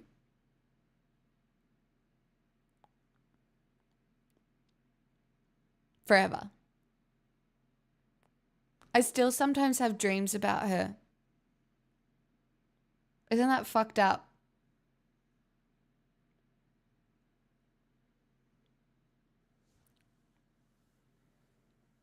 Like, you don't realize those things like impact you for a long time.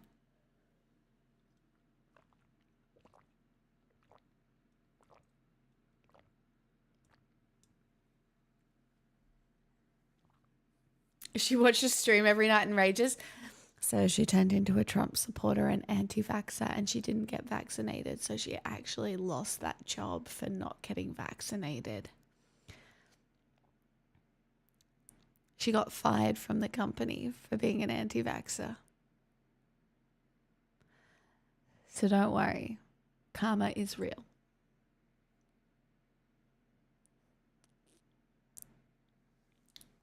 Delicious.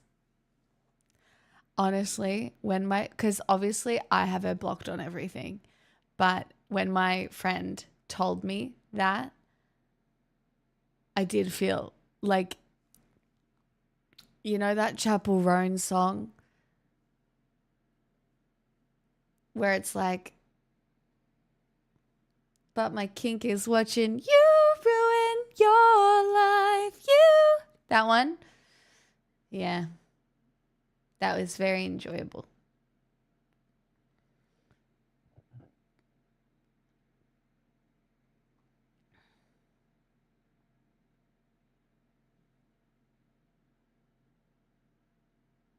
Yes, fish. My kink is karma. Yes, I do know every Chapel song. Thanks for asking.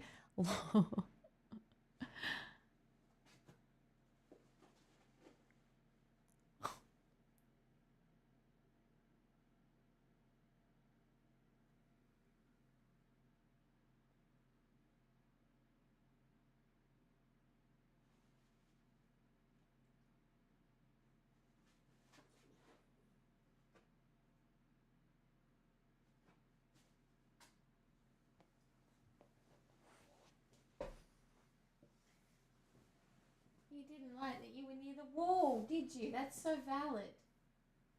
Oh, wait, she might need to go out. I'm just going to see if she needs to. No, I don't have the keys to my new place yet. I'm stuck in fucking Boxville for a little longer. You go outside? Then we'll watch Hot Gay Cook.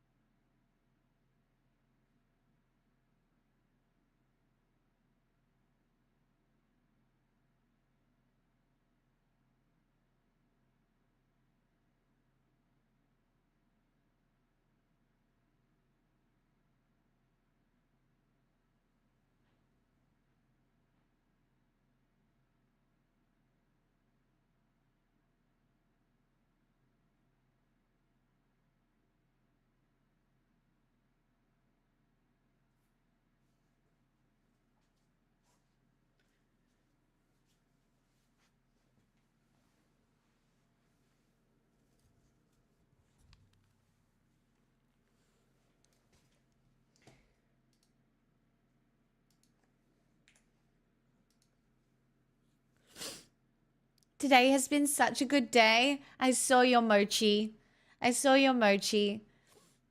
Try, could you have imagined a world in which you're interacting with your colleagues and not just assuming they all hate you? Because I'm not going to lie. I would say years ago, I couldn't even imagine this for you. That's really cool. It's cool.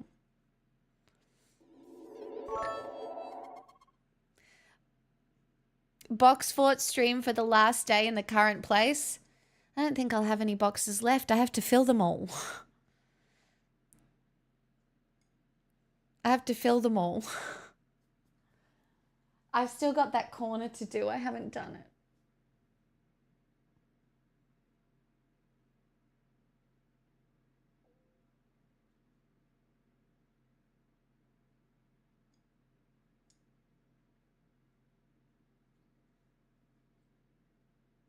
Chat, do you think I need to get Pixel an orthopedic bed in her old age? Or is that a scam? The pillow for this one is gone and the other one she hates. And I'm worried I need to get her like one of those orthopedic ones. That's a problem for Pix tomorrow. Current Pix is watching history videos. I am. I am indeed.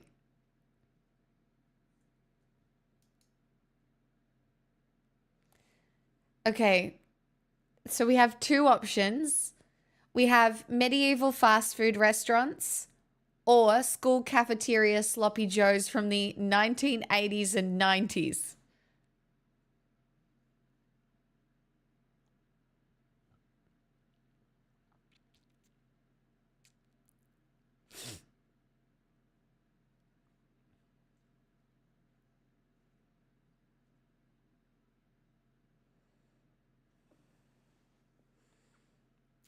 Yeah, I don't think you can. I think that's the hardest thing. They're like $200. It's like such an outlay. And then you can't tell. Like right now, she's sleeping on a bed that does not have a pillow in it. So it's basically the floor with like a side rest with a blanket over it because that's what she likes. Like if there's too many blankets, she doesn't like it. But I'm like, that can't be comfortable. Well, she's asleep, so I suppose it's not too bad. And she does sleep with me on my bed, so I'm sure at some point it's orthopedic.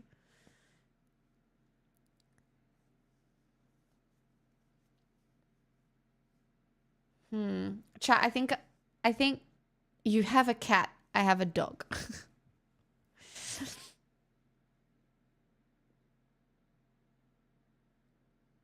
Do we want to do a poll? Can we do a poll? Medieval fast food or sloppy joes? Because I can only watch one if you want singing.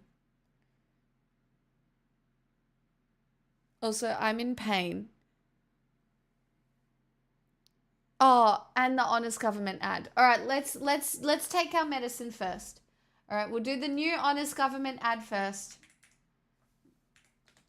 And then I'll treat you afterwards, okay? In times like Everybody vote in the poll.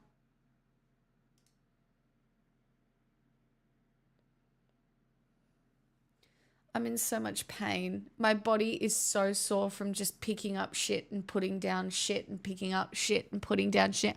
I need to be fitter. I need to go back to the gym. Oh no, this is not the Canada one. This is new.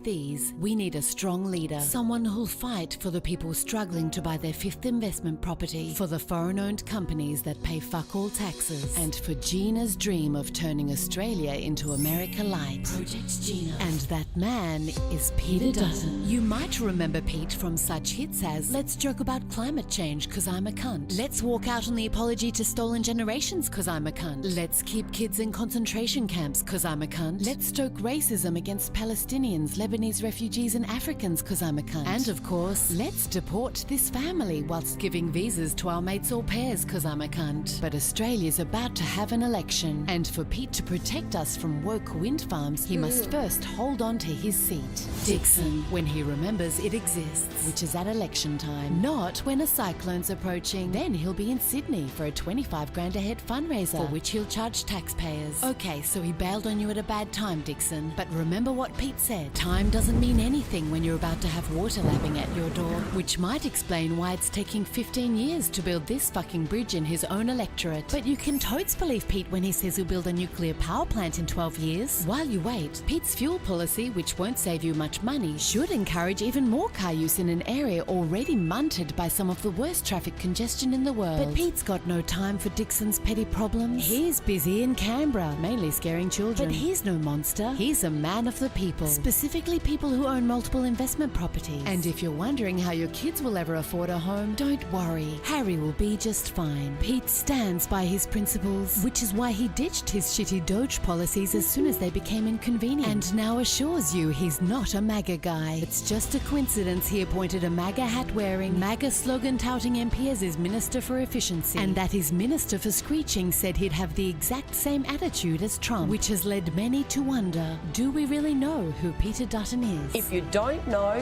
vote no. When you put all this together, you might be thinking of voting for another major party, like the one that approved 10 new coal mines in a climate crisis. Or maybe for this community independent who'd represent Dixon for once, rather than Santos and Gina. Either way, Dixon, if enough of you put Peter last, he might lose his seat in Parliament at this election, which would force the shit party to replace him as leader with one of these Burks, which should finish it off for good. And that would be fucking hilarious. So don't do it, Dixon. Peter Dutton for Dixon. He might not be there for floods and fires, or ever really, but rest assured he'll be there on election day, because he's authorised by Gina's portrait. The funniest part of this whole video is the authorized by Gina's portrait, because she fucking hated it. She was so angry about that portrait. So angry about that portrait. Anyway, chat. That's all stuff we basically knew. But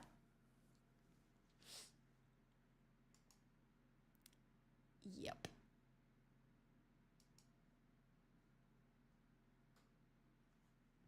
Medieval fast food it is. Let's go.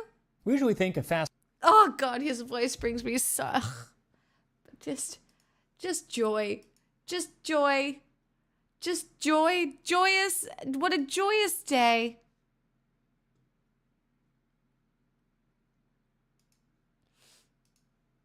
fast food as a modern invention, but it turns out that in the Middle Ages, most people didn't cook at home and actually relied I have on not played fast Final food Fantasy, that no. was served from public cookshops. They had everything from cooked meat to waffles to something called a risole, one version of which is the medieval equivalent of a risole? Not a risole, love. A risole? Our risoles look different to this. But bruh. Oh, I have such fond memories of my grandma making a risole. McDonald's apple pie. So thank you to Bombas for sponsoring this video as we make some medieval fast food, this time on Tasting History.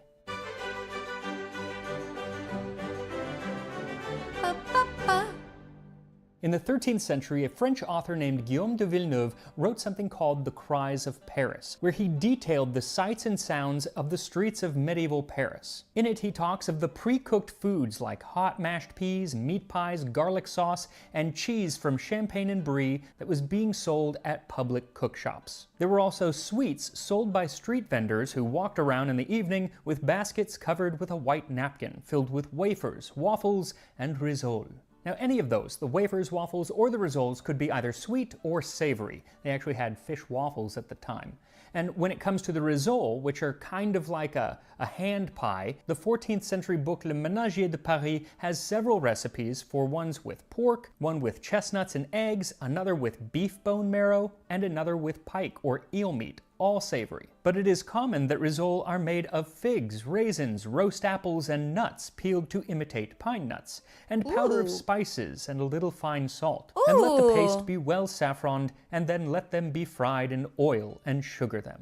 Now with sugar and spices, this would have definitely been a nicer menu item at any of the cookshops, and most of the cookshops actually geared their menu toward the common people or even the poorer people, but there were some that did cater to the upper classes. Now, some of the spices used, things like sugar, cinnamon, and nutmeg, those were expensive because they had to come all the way from Asia. But saffron was actually widely grown in Spain, France, and even into England during the Middle Ages. Now, it wasn't exactly inexpensive, but it was definitely more common than you might think. Wow. It was often used not just to flavor things, but to give a yellow tint to their foods. And that's actually how it's going to be used in this paste recipe, for which you will need 2.5. I'm trying to think of my favorite yellow food.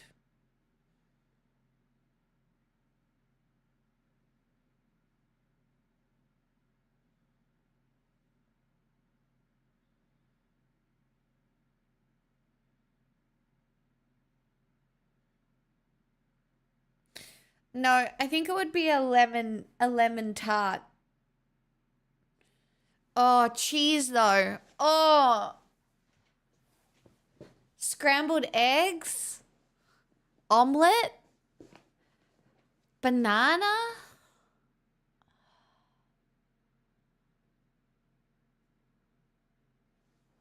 Oh, it's hard to pick, hey. I think it would be lemon for me as the flavor. I think it would be lemon tart.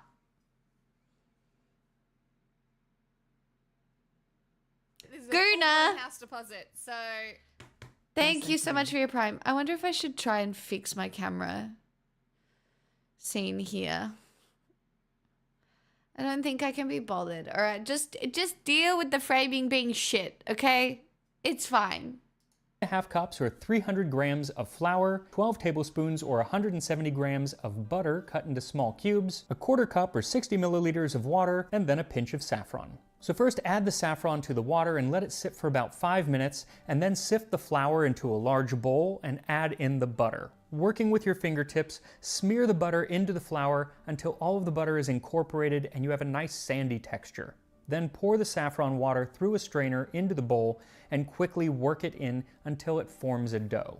Once it all comes together, wrap the dough in either a damp cloth or plastic wrap and let it sit preferably in a cool place like a refrigerator for 10 to 15 minutes to rest while you make your filling. Now, if you want to emulate one of the poorer cook shops, then you're gonna have to leave out all the sugar and spices. But if you want to be like one of the wealthier cook shops, then what you'll need is 1/2 cup or 120 grams of dried figs, a quarter cup or 30 grams of raisins, 6 medium-sized apples, 1 teaspoon of cinnamon, a 1/2 teaspoon of ginger, a 1/2 teaspoon of nutmeg, a 1/2 cup or 100 grams of sugar, 1 teaspoon of salt, and a 1/2 This sounds like something I would like, but I feel like it would also fuck up my tummy. cup or 60 grams of chopped walnuts, almonds, or hazelnuts. And I found it interesting because it says to use nuts to imitate pine nuts, but pine nuts were rather common in Europe during the Middle Ages, so I'm not entirely sure why it says that, but there you go.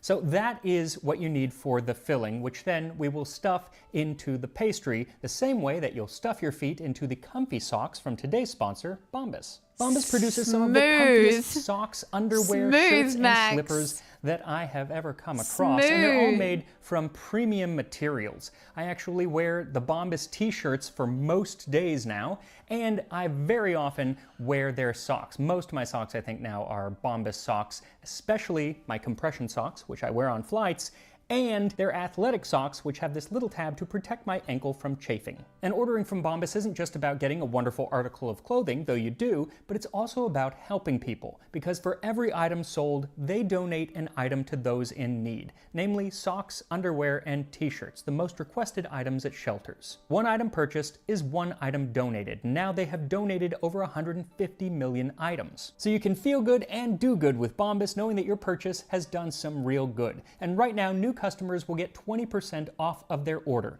Just head to my link in the description, bombas.com/tastinghistory, and use my code tastinghistory20 at checkout.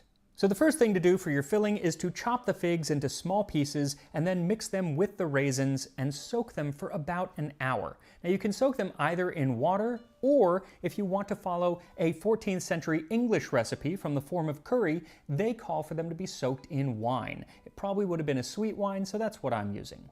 As they soak, core the apples and cut them in half and set them on a baking sheet and then roast. I do not have an apple corer. Chat, are you a person with an apple corer in your kitchen? I do not have an apple corer.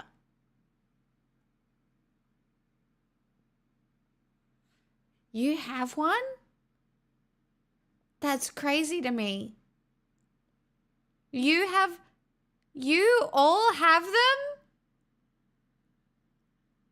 Well, no. There's more. I didn't think anybody would have an apple corer.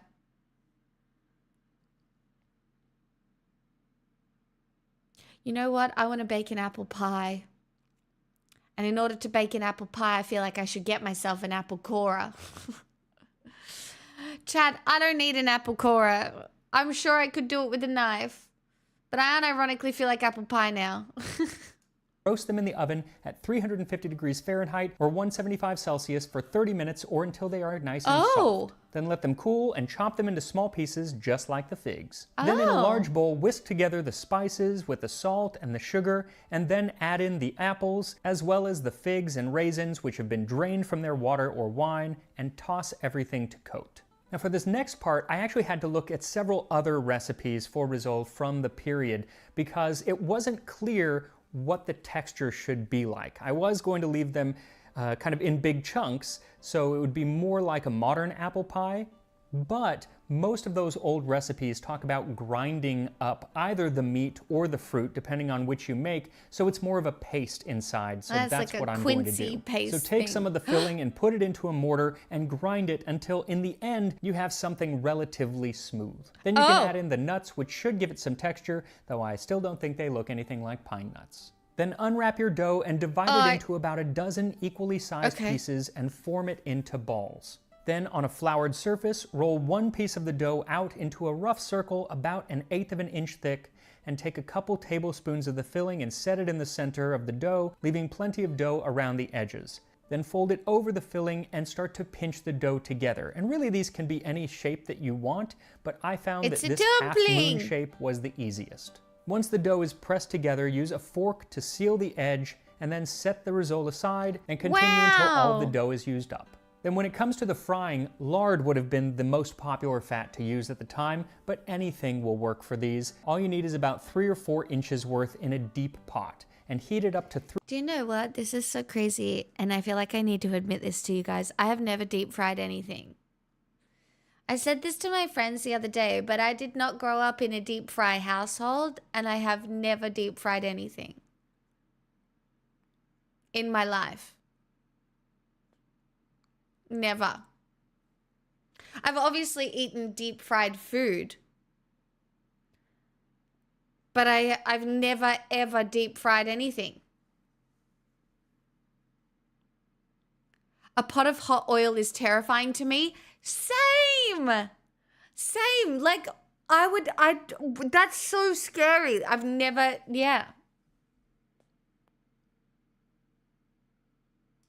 350 degrees Fahrenheit or 175 Celsius, and then carefully set 3 or 4 risole in at a time. Let them fry for about 5 minutes, but keep them moving around fairly often lest they burn to the bottom of the pot. After 5 minutes, or when they're well colored, you can take them out of the oil and set them on a rack to dry and sprinkle them while they're Chat, it's giving it's giving delicious sweet samosa. Still hot with a bit of sugar. And it's because of that sugar and the spices that are in these risole that makes it so these would have been sold at a nicer cook shop, similar to the cook shop that is mentioned in a London writing from 1170. Time for history. Bam, love it. There is in London, on the riverbank, among the ships, the wine for sale, and the vintners' cellars, a public cook shop. Every day, according to the season, you will find dishes of meat, roast, fried. Wait, sorry, pause. Angry, how was your date? Was that tonight? Or was it? It was tonight, right? Was it tonight?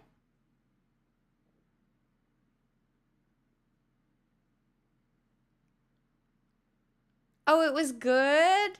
Hell yeah. Fried or boiled, fish large and small, coarser meat for the poor, finer cuts for the rich, game and fowl, large and small.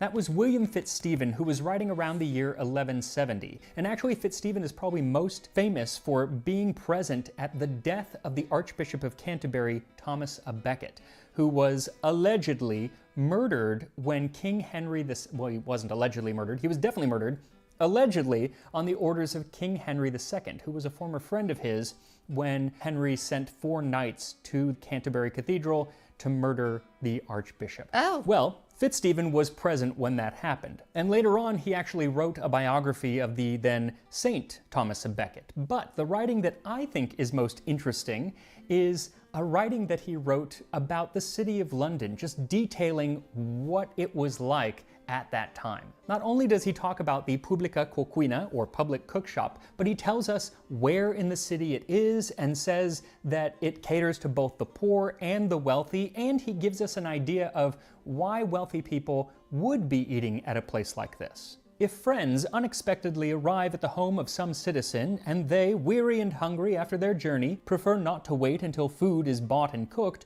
or till servants bring water for hands and bread, they can instead pay a quick visit to the riverside, where anything they might desire is immediately available.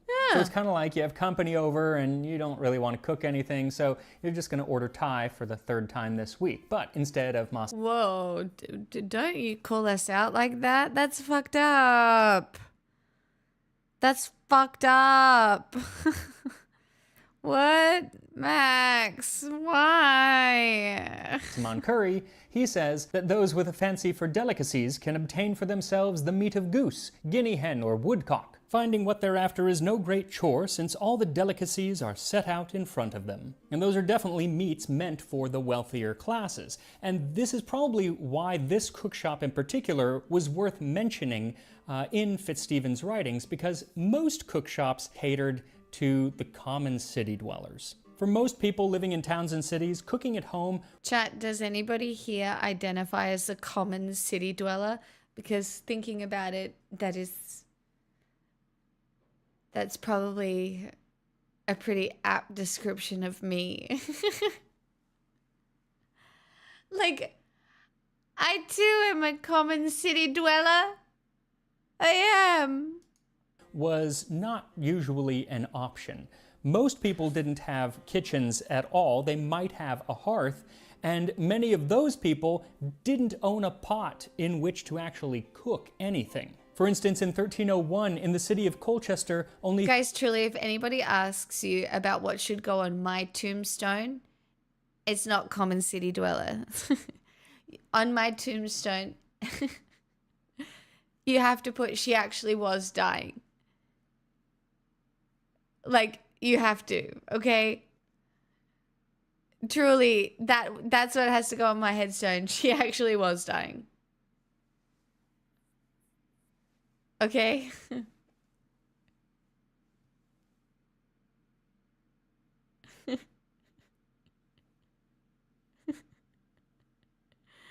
Yeah. 3% of tax-paying households had any kind of kitchen, and records show that many of the poorest citizens didn't own a pot or any cooking utensils with which to cook their food. So they relied on these public cookshops. Now these would be... Do you know, I gave away a pot today. I had a wok. Chat. You might have seen my ceramic wok once when Miggy came over and cooked chicken adobo. And I hadn't used it since. So, even though it was a very lovely wok today, I gave it to Miggy. And I was like, here is a very nice wok. In return, can I get some fried rice? I did not say that.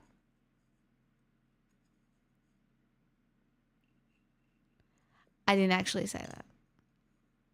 But I was like, please, take my wok and use it. And he actually will use it. Because I just don't. So, very excited for these woken meals. Quite different from getting served at a tavern or an alehouse where you would sit down and possibly have a full meal. Instead, most shops were either small lean-to sheds or just a cart. They even had carts fitted with mobile ovens for baking small pies. And in many towns, the streets that housed these shops would come to be called cockrow or cook's row. We can get a better idea of what was sold. Huh?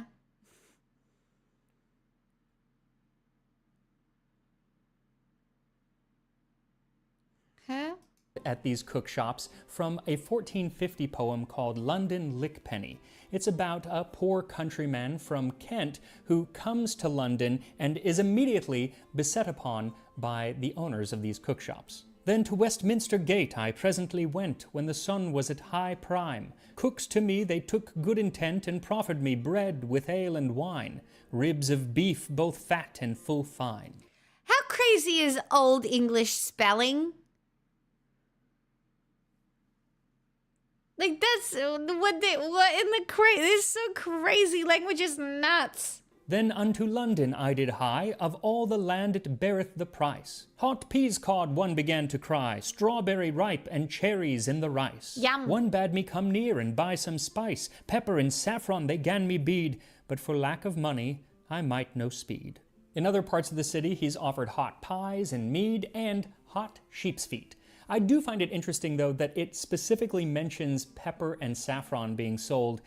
He couldn't afford it, but at least we know that it was available in cities at the time. Now, some shops sold multiple things, but many specialized in just like one item of food. From the Court Leet Rolls of Norwich in 1287, it mentions one cook shop that only sold pork sausages and puddings, while another sold only cheese and egg custards, and another only sold mustard. Many cook shops specialized in selling sauces like gallon. You know, this just reminded me of when I was in Morocco. I was in a place called Fez.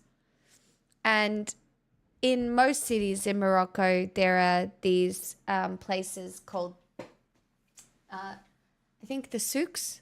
Are they called the souks? The Medina. Sorry, the Medinas and it's really interesting because obviously Morocco gets incredibly hot in the summer.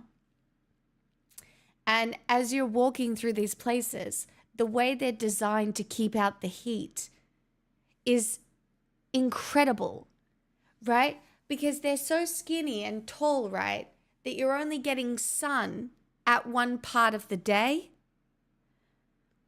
So you're wandering through all of these tiny little streets that would be like so difficult to navigate. If you didn't know where you were going, lost, and there's no phone reception.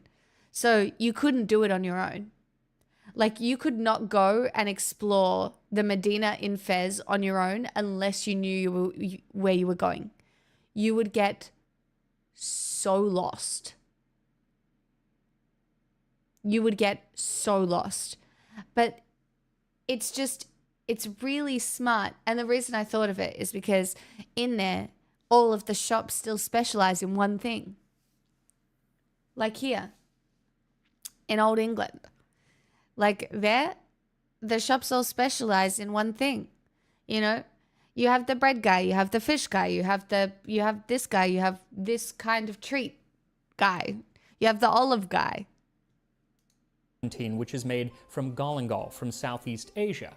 And even the wealthier houses would often get their sauces from these shops because it was just cheaper to buy a little sauce kind of pre-made rather than getting your own very expensive spices in bulk. Also, these cook shops were kind of the only way that your average citizen was ever going to get to try spices at all.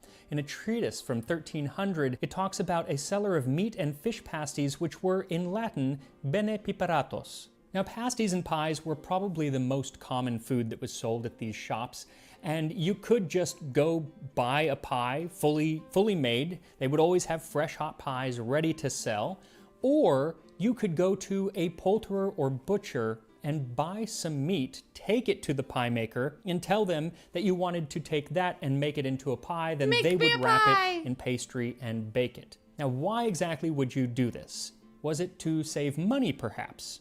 Maybe. In London in 1350, a regulation stipulated that no cook shall take more for putting a capon or rabbit in a pasty than 1 penny on pain of imprisonment. So essentially you're paying a penny for the pie to be made, but you've had to go buy the capon, which on average at the time cost 6 pennies. So it was 7 pennies. But if you bought it pre-made, it was also 7 pennies. The prices were pretty much fixed at the time, so the costs didn't really change unless it was much smaller or much larger. There were times, depending on the meat, that you might save a penny, but still, I don't think it was the cost that really made people do this. I think you provided your own meat because you didn't know what was in a pie that had already been made. In 1350, yeah, that's giving Sweeney Todd. I don't trust white people, they can't cook.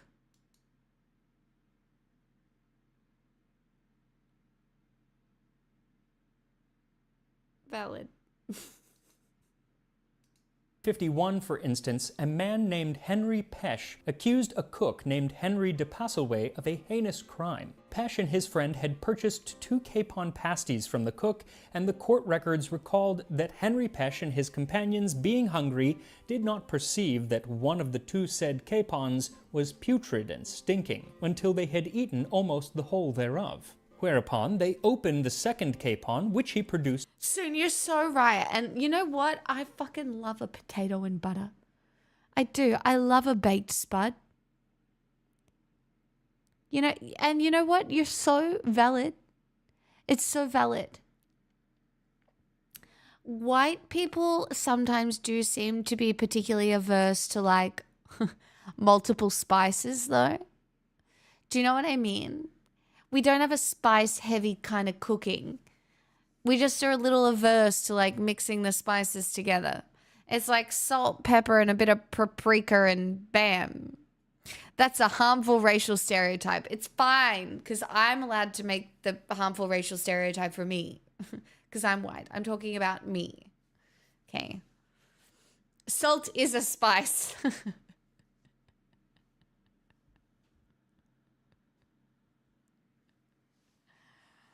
I'm going to be real. I have known lots of white people that can cook. My grandma, for example, she was an incredible cook. My mother, on the other hand, I love her dearly. Dearly, dearly, dearly. I do.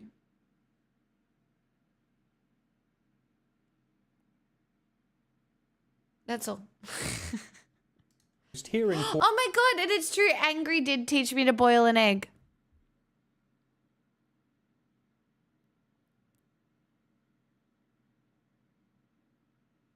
It's true. I did one night. I can't even remember. It was during the pandemic, I think. I had to ask the mods. I was like, how do I fucking boil an egg again? And I wanted it to be a perfect boiled egg, okay? And I was like, I just don't, how do I get the perfect one though?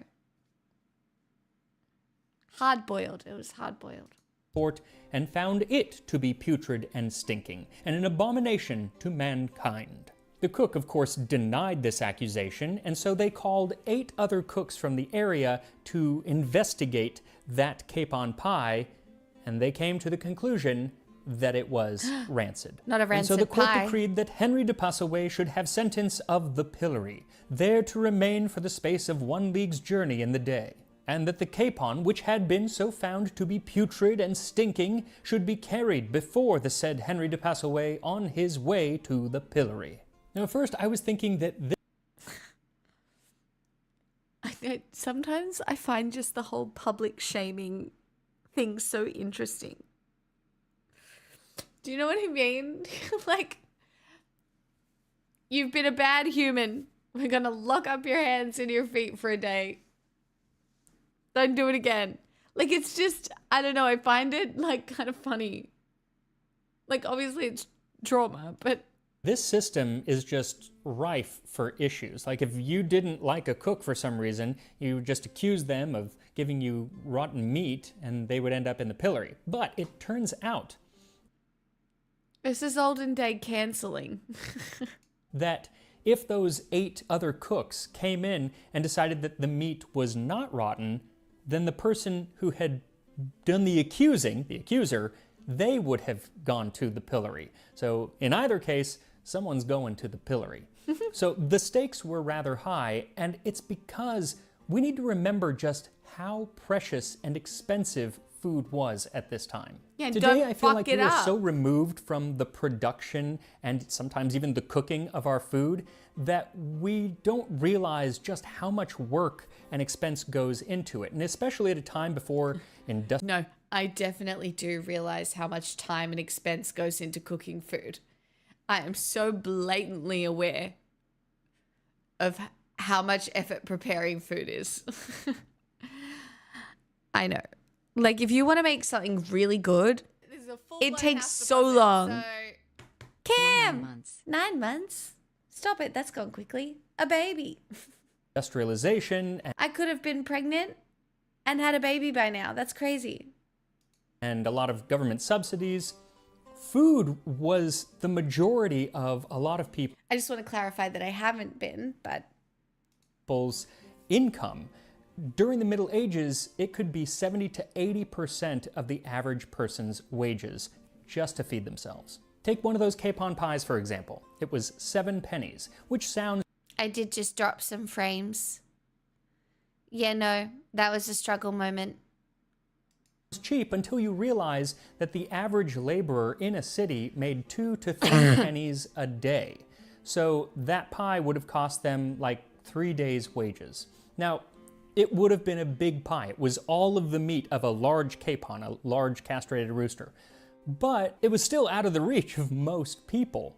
Now, they did make smaller penny pies, usually from less expensive meats, that would be available to everyone. And during times of extreme hardship, like when a harvest failed, the government would come in and usually put price caps on how much different things could be charged for. Like in 1379, London pie sellers were ordered to bake pasties of beef at 1 halfpenny, just as good as those at a penny. And should they not follow that rule, then the cook would actually be forced to pay 80 pence, or a half mark, which was a lot of money. So sucks to be the cook, that just kind of losing out in that transaction.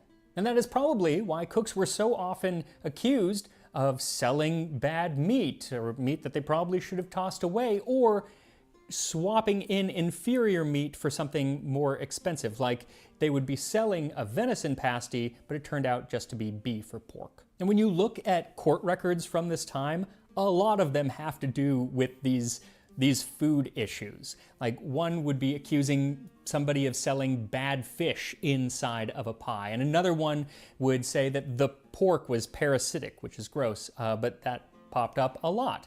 Or another one would claim one of the worst offenses, that the food had been reheated. There were a lot of ordinances against selling reheated food because it was usually reheated as a way to hide the fact that it was old and probably should have been tossed out. Another ordinance that kind of head this off at the pass was against cooks going to the houses of the wealthy and purchasing leftovers, especially offal, because usually that would have been around for some time before it got into the cook's hands. And often, when you look at the court rolls, when people do get accused of this, they pass the buck. Does anybody in here actually like liver? The only way I've ever eaten liver is a pate, which, very rarely I can enjoy. But liver is not really my vibe. But look, if I was starving, could I? Probably.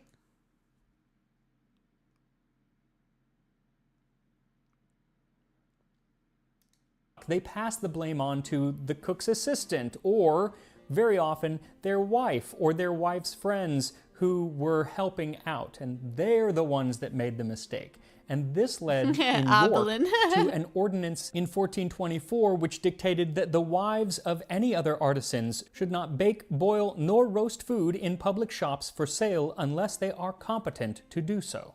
But blame the wives all you want, the buck stops with the head cook. And so it's no wonder that during the Middle Ages, cooks very often had a somewhat sullied reputation.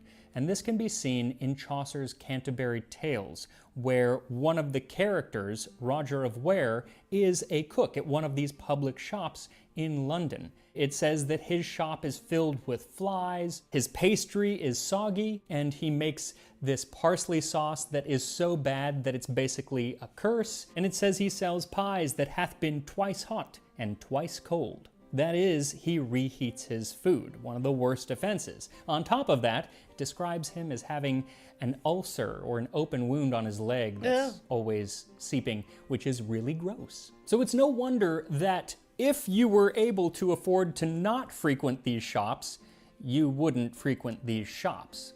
But there were times when even people who had money, who had servants, who had a kitchen, would end up patronizing these cook shops.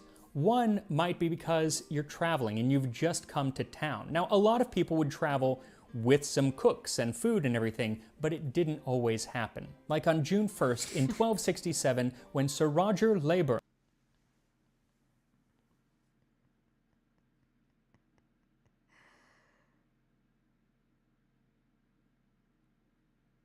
I'm sorry, but that is the funniest chat interaction. Gotta be careful with eating liver. It's super high in vitamin A, which can be harmful in large amounts. A polar bear liver has enough vitamin A to unalive you if you eat the whole thing at once. Guppy. That's a great thing to know the next time I beat a polar bear in Mortal Kombat, Strawman.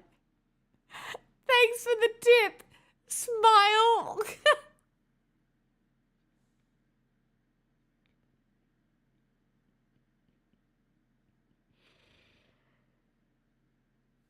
I'm fucking dead. That's so funny, Gappy. Oh my god. You know, if you see a polar bear, you're already dead. That polar bear has stalked you for miles and you're about to be dead. You don't win against a polar bear, alright? Truly. That's so funny. with a party of knights arrived in Canterbury from France. Their first stop was to buy 68 capon pasties for 16 shillings tuppence from the local cook shop. Another reason was because of events. Even if you had a kitchen, unless you were in a castle, it wasn't big enough to cook a bunch of food for 100 guests or so. So if you were having a wedding or a funeral or a guild dinner, you would have to get catering essentially from these cook shops. And in England and France and much of Europe, cooks' guilds forced you to use their services if you were having one of these large events. So that was the time that you just needed to make sure you found a cook shop with a good reputation. Now, I am not hosting a guild feast of any kind, and I'm not too worried about rotten meat in this kitchen since I'm doing the cooking, so I think it is time to try these rissoles from 14th century France. And here we are, fig and apple rissoles from medieval France. I have to say, these turned out way better than I thought they would. And informative. I thought I would have trouble with the frying, but they all turned out really well. The color is nice, they didn't break open and leak, they smell really good. Here we go. Yum. That pastry is really good. Yeah.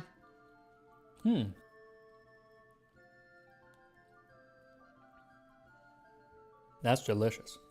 So the inside, like I said, is it's firmed up.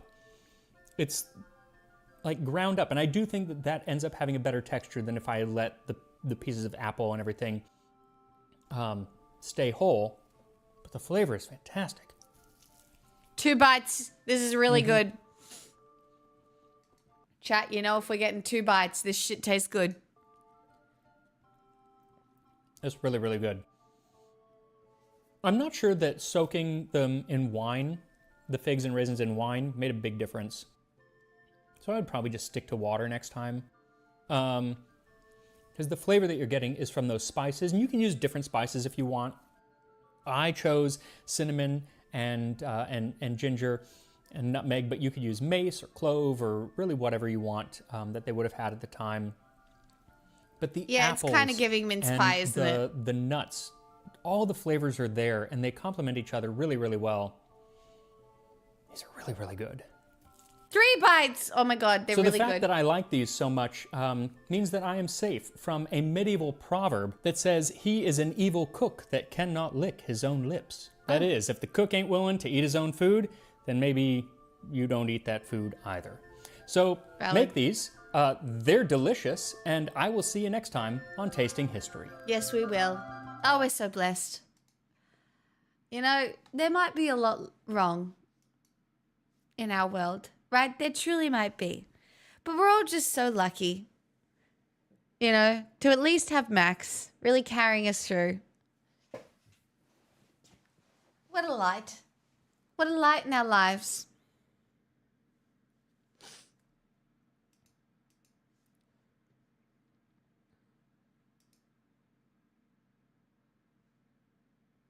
And Guppy, it was just so funny. The giggle was, the smile at the end of the sentence Just like, yeah, that could possibly happen to me. Guys, it's And not I'm a ready. cult. Kim! You can't just tell everybody Aw, it's a cult when thank you they for the first see 5 you. You'll gifted. scare off. It's a community, guys. Wow, gifted subs for me Casual. during this tumultuous time. Stop it. I'm so grateful. Thank you.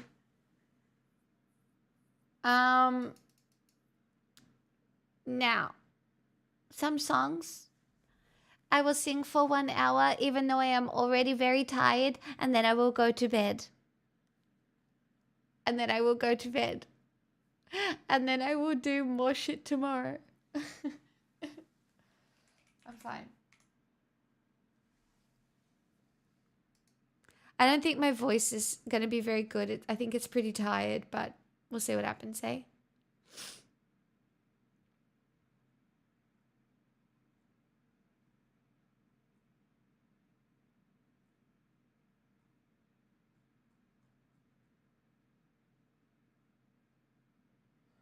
I don't know what I feel like singing.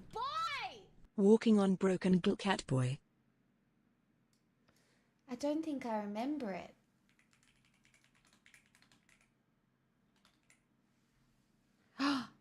Oh. I don't remember it, but you can have a version. But I do remember the chorus, I think. Cyberfly. 28, 7 by 4. The numbers keep a-climbing. It's They 28. do. It's crazy. Thank you for the 28 months. Thank you so much. Dottie, thank you for this request. Let's see what happens.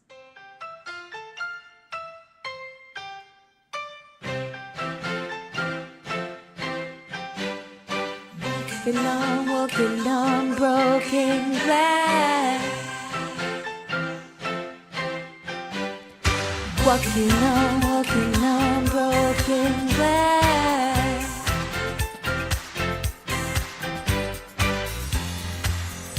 You were the sweetest thing that I ever knew. But I don't care for sugar, honey, if I can't have you. Since you abandoned me, my whole life is crashed. Won't you pick up the pieces? 'Cause it feels just like I'm walking on broken glass. Broken glass. Walking on broken glass. The sun's still shining in the big blue sky, but it don't mean nothing to me. Oh, let the rain come down, let the wind blow through me. I'm living in an empty room with all the windows smashed, and I've got so little left to lose that it feels just like I'm walking on broken glass. Broken glass. Walking, and if you're trying to cut me down, you know that I might bleed. If you're trying to cut me down, I know that you'll succeed. And if you want to hurt me, well, there's nothing left to fear. 'Cause if you really want to hurt me, you do it really well, my dear.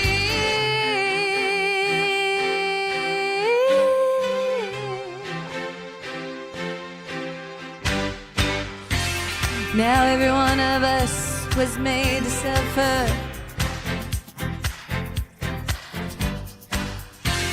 But we've been hurting one another. Now the pain has cut too deep. So take me from the wreckage.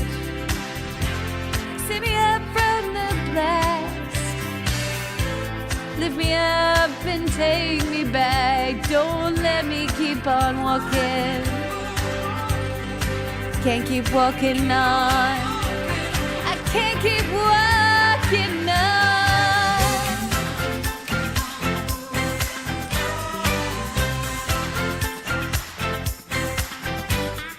Walking on broken glass. Walking on glass, baby. None. Walking on.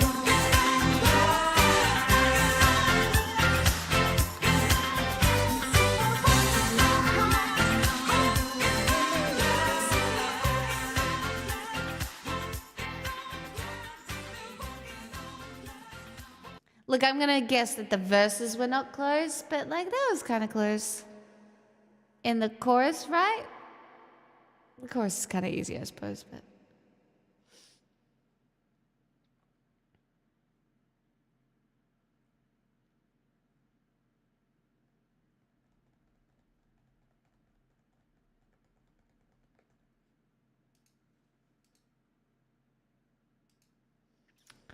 Thank you for the roses. Anon, thank you for the $20. Let me know if that was a mistake and you wanted a request or anything. But if not, thank you so much. I'm so grateful. Dottie, thanks for that request too. Let's do this one.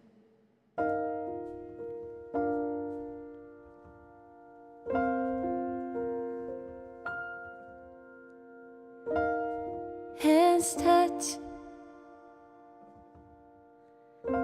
Eyes meet. Sudden silence, sudden heat, hearts leap in a giddy world. He could be that boy, but I'm not that girl. Don't dream too far. Don't lose sight of who you are.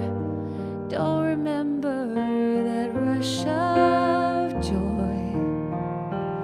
He could be that boy. I'm not that girl.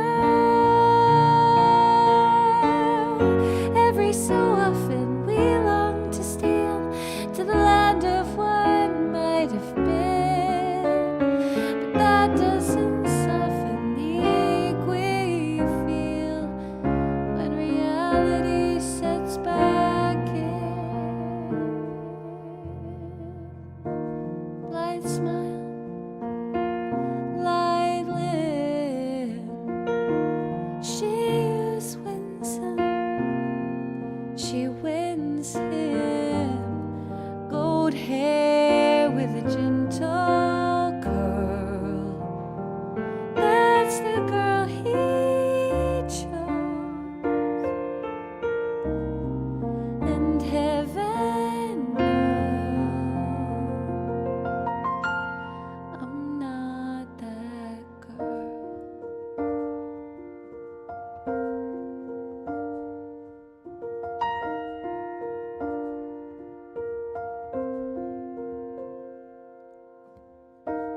Don't wish, don't start wishing only wounds the heart. I wasn't born for the rose and the pearl. There's a girl I know, he loves her so.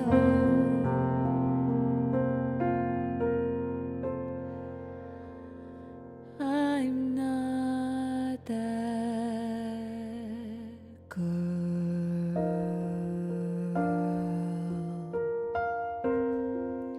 My voice feels awful. Oh well. Awful.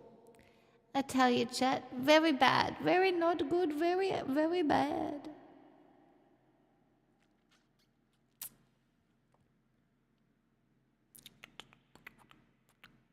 Is this the last room in this apartment? No.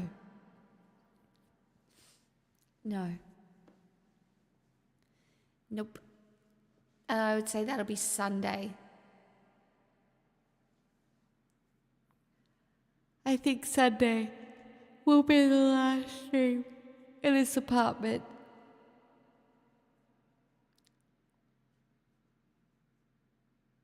Oh, I can't believe I have to deal with change. Yuck. Ugh. I don't wanna.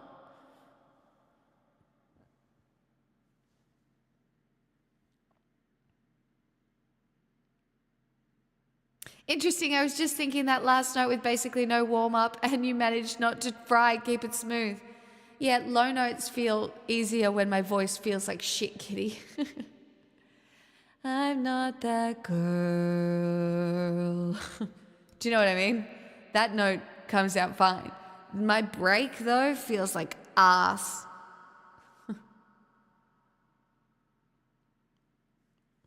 Did you finally buy the castle? No. Who updated that command? That's so fucking funny.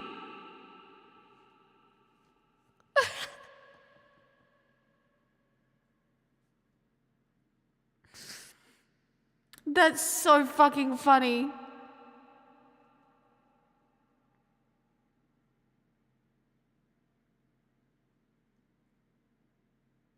I love it.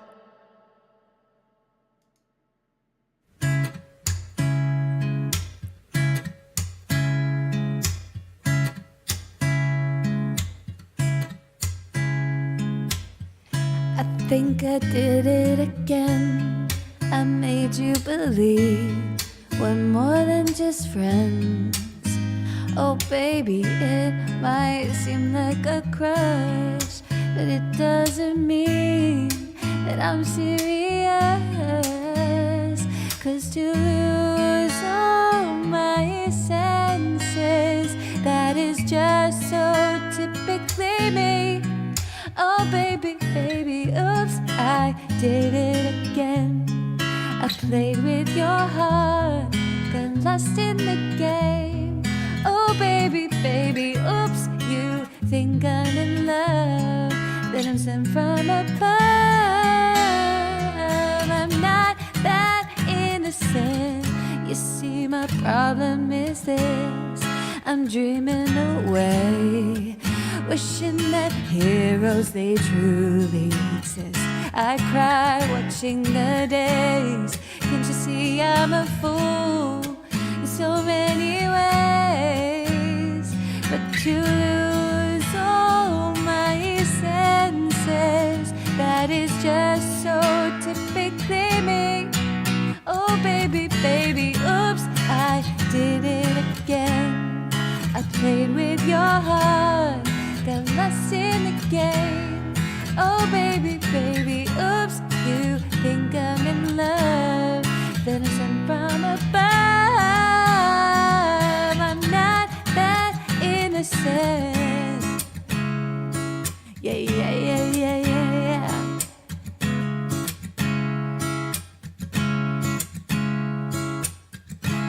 Oops, I did it again to your heart, got lost in this game, oh baby.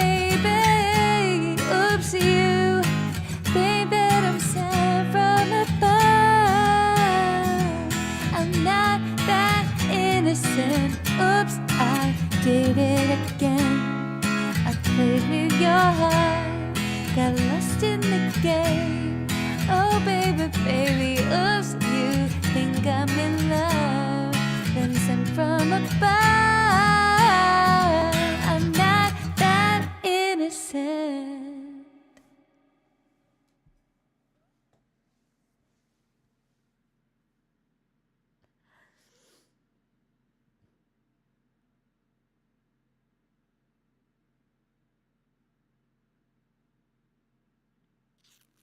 Hey Orpheus, hi Newt, hey Cece. Yipe! Kate, hello!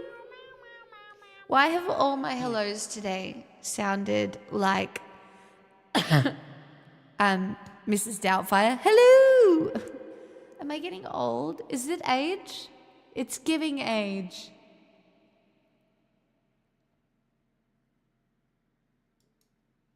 Hello! No, but for real, Kate, that emote is so like the vibe.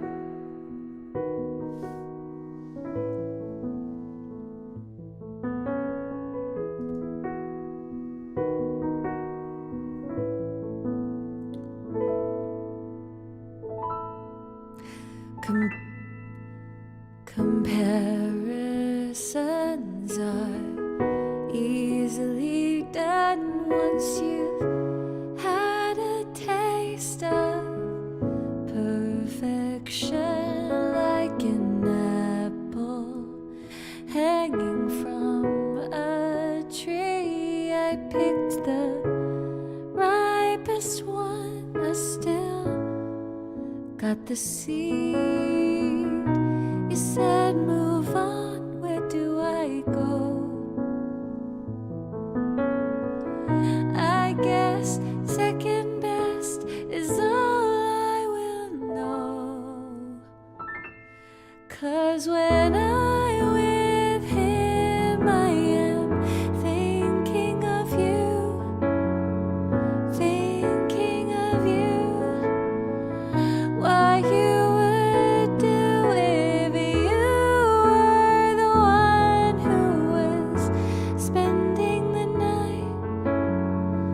Oh, I wish that I was looking into your eyes.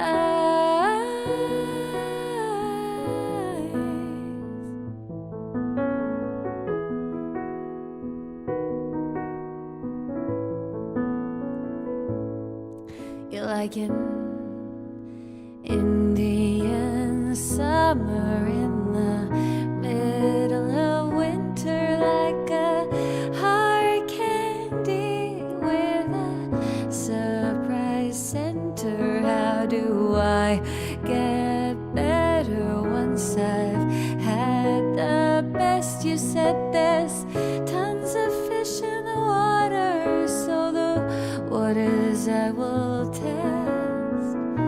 He kissed my lips, I taste your mouth. He pulled me in, I was disgusted with myself. 'Cause when I'm with him, I am thinking of you, thinking of you. What you would do if you were the one who was spending the night. Oh, I wish that I was looking into your eyes. And yes, I do regret. How could I let myself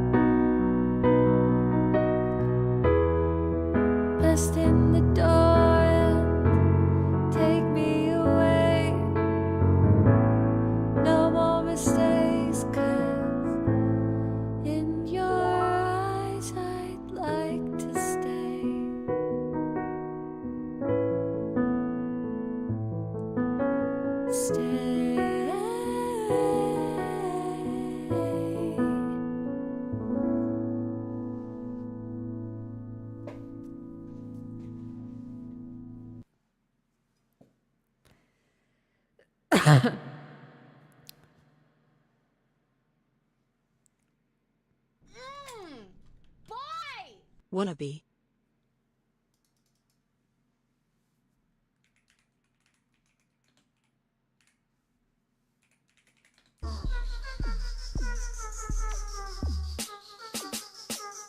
Ooh. Mystery of Love, Sufjan Stevens. I would love to do that one too. What I really, really want, so tell me what you want, what you really, really want. I'll tell you what I want, what I really, really want. So tell me what you want, what you really, really want. I wanna, really, really, really wanna see you say, if you want my future, forget my past. If you wanna get with me, better make it fast. Now don't go wasting my precious time. Get your act together, we could be just fine. I'll tell you what I want, what I really, really want. So tell me what you want, what you really, really want. I wanna really, really, really wanna zig a zag. If you wanna be my lover, you gotta get with my friends. Make it last forever. Friendship never ends. If you wanna be my lover, you have got to give. Taking is too easy, but that's the way it is. Now what you think about that? Now you know how I feel. Say you can handle my love, are you for real? I won't be hasty, I'll give you a try. If you really bug me, then I'll say goodbye. I'll tell you what I want, what I really, really want. So tell me what you want, what you really, really want. I wanna really, really, really wanna sing is it? If you wanna be my lover, you gotta get with my friends. Make it last forever. Friendship never ends. If you wanna be my lover, you have got to give. Taking is too easy, but that's the way it is. Here's a story from A to C. You wanna get with me, you better listen carefully. Aim in the place who likes it in your face. Got Jill again, see who likes it in the easy V. Doesn't come for free, she's a real lady. Next to me, you'll see. Slam your body down and wind it all around. If you wanna be my lover, you gotta get with my friends. Make it last forever. Friendship never ends. If you wanna be my lover, you have got to give. Taking is too easy, but that's the way it is. If you wanna be my lover, you gotta slam, slam, slam, slam. Slam your body down and wind it all around. Slam your body down and wind it all around. Ha, ha, ha, ha, ha. Slam your body down and wind it all around. Slam your body down and sing a say,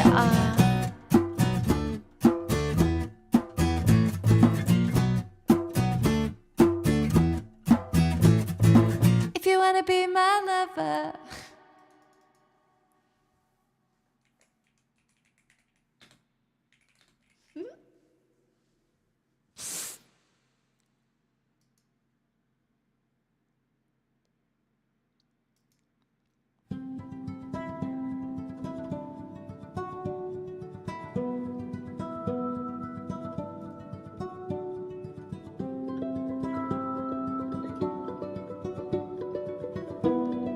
The mirror. Oh, to see without my eyes. The first time that you kissed me, boundless by the time I cried. I built your walls around me. White noise, what an awful sound. Fumbling by Rogue River, feel my feet above the ground. Hand of God, deliver me. Oh, it's me. The first time that you touched me. Oh, wonders never cease. Blessed be the mystery of love.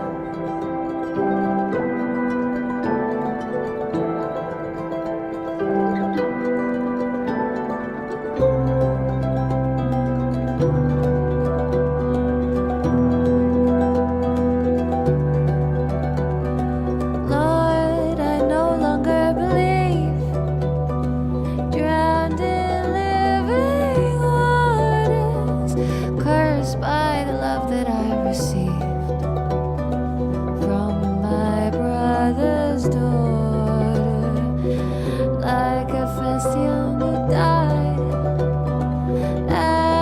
Alexander's lover, now my riverbed is dry. Shall I find no other? Oh, it's me. I'm running like a boa. Now I'm prone to misery.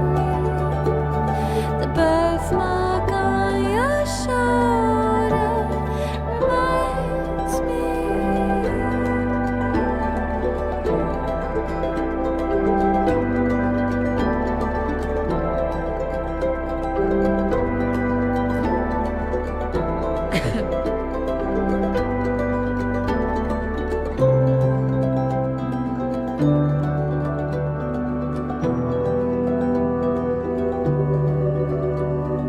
How much sorrow can I take? Blackbird on my shoulder. And what difference does it make when this love is over? Shall I sleep within your bed? River unhappiness, hold your hands upon my head till I breathe my last breath. Oh, it's me. The last time that you touched me, oh, wonders ever cease. Blessed be the mystery of love.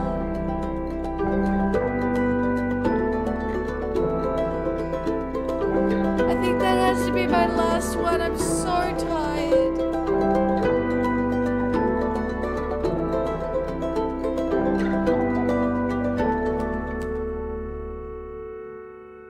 But Evan, that was a great request. Thank you so much, you guys. I'm so tired, you guys. I was going to try and push it out to 10:30, but I cannot. I know, I'm sorry, Kate. I know. When I move house, you can do all the chores again soon.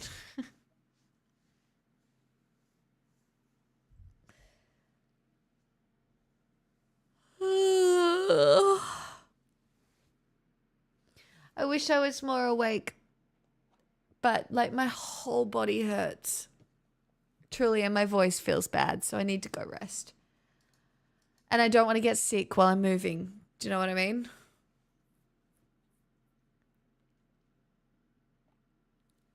Gotta hold it together. I didn't think you'd be live. I have a story to tell. Okay, tell me this story while I find someone to rate.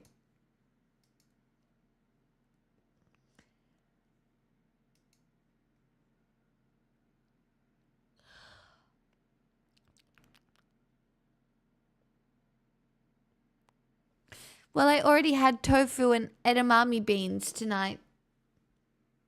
So, I did have tofu. Oh, it's me. Lol, gay elephant. Shut up. Add a whole chicken to that and you're good to go. Fucking shit.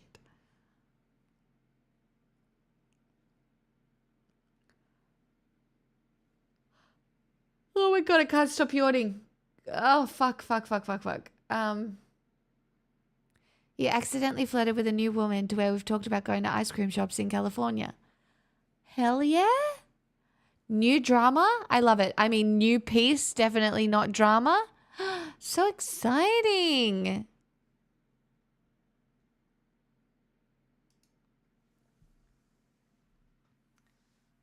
So exciting.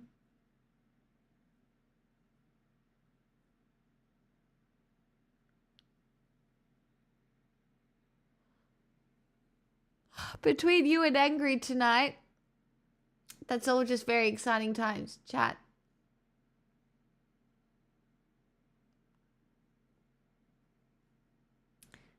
I'll raid Angelica. I haven't raided Angelica in ages.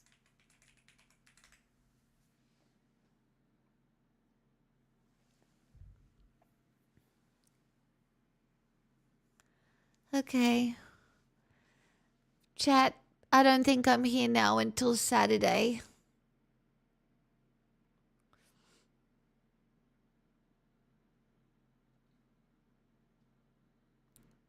If I'm if I'm feeling spicy, maybe I'll do Friday during the day. I'll see how I'm feeling. Probably not.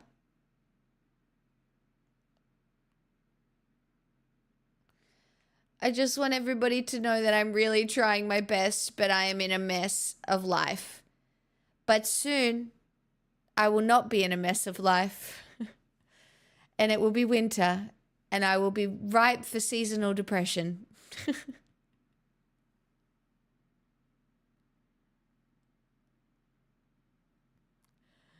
Yeehaw, let's go. Perfect. Do you know what I mean? Who am I to... I don't know. I'm at one with the moon. I'm going to go look at it. All right, manifest a little bit. Chat, you can manifest too. Drink some water. You're all great. I'll talk to you soon. Bye-bye.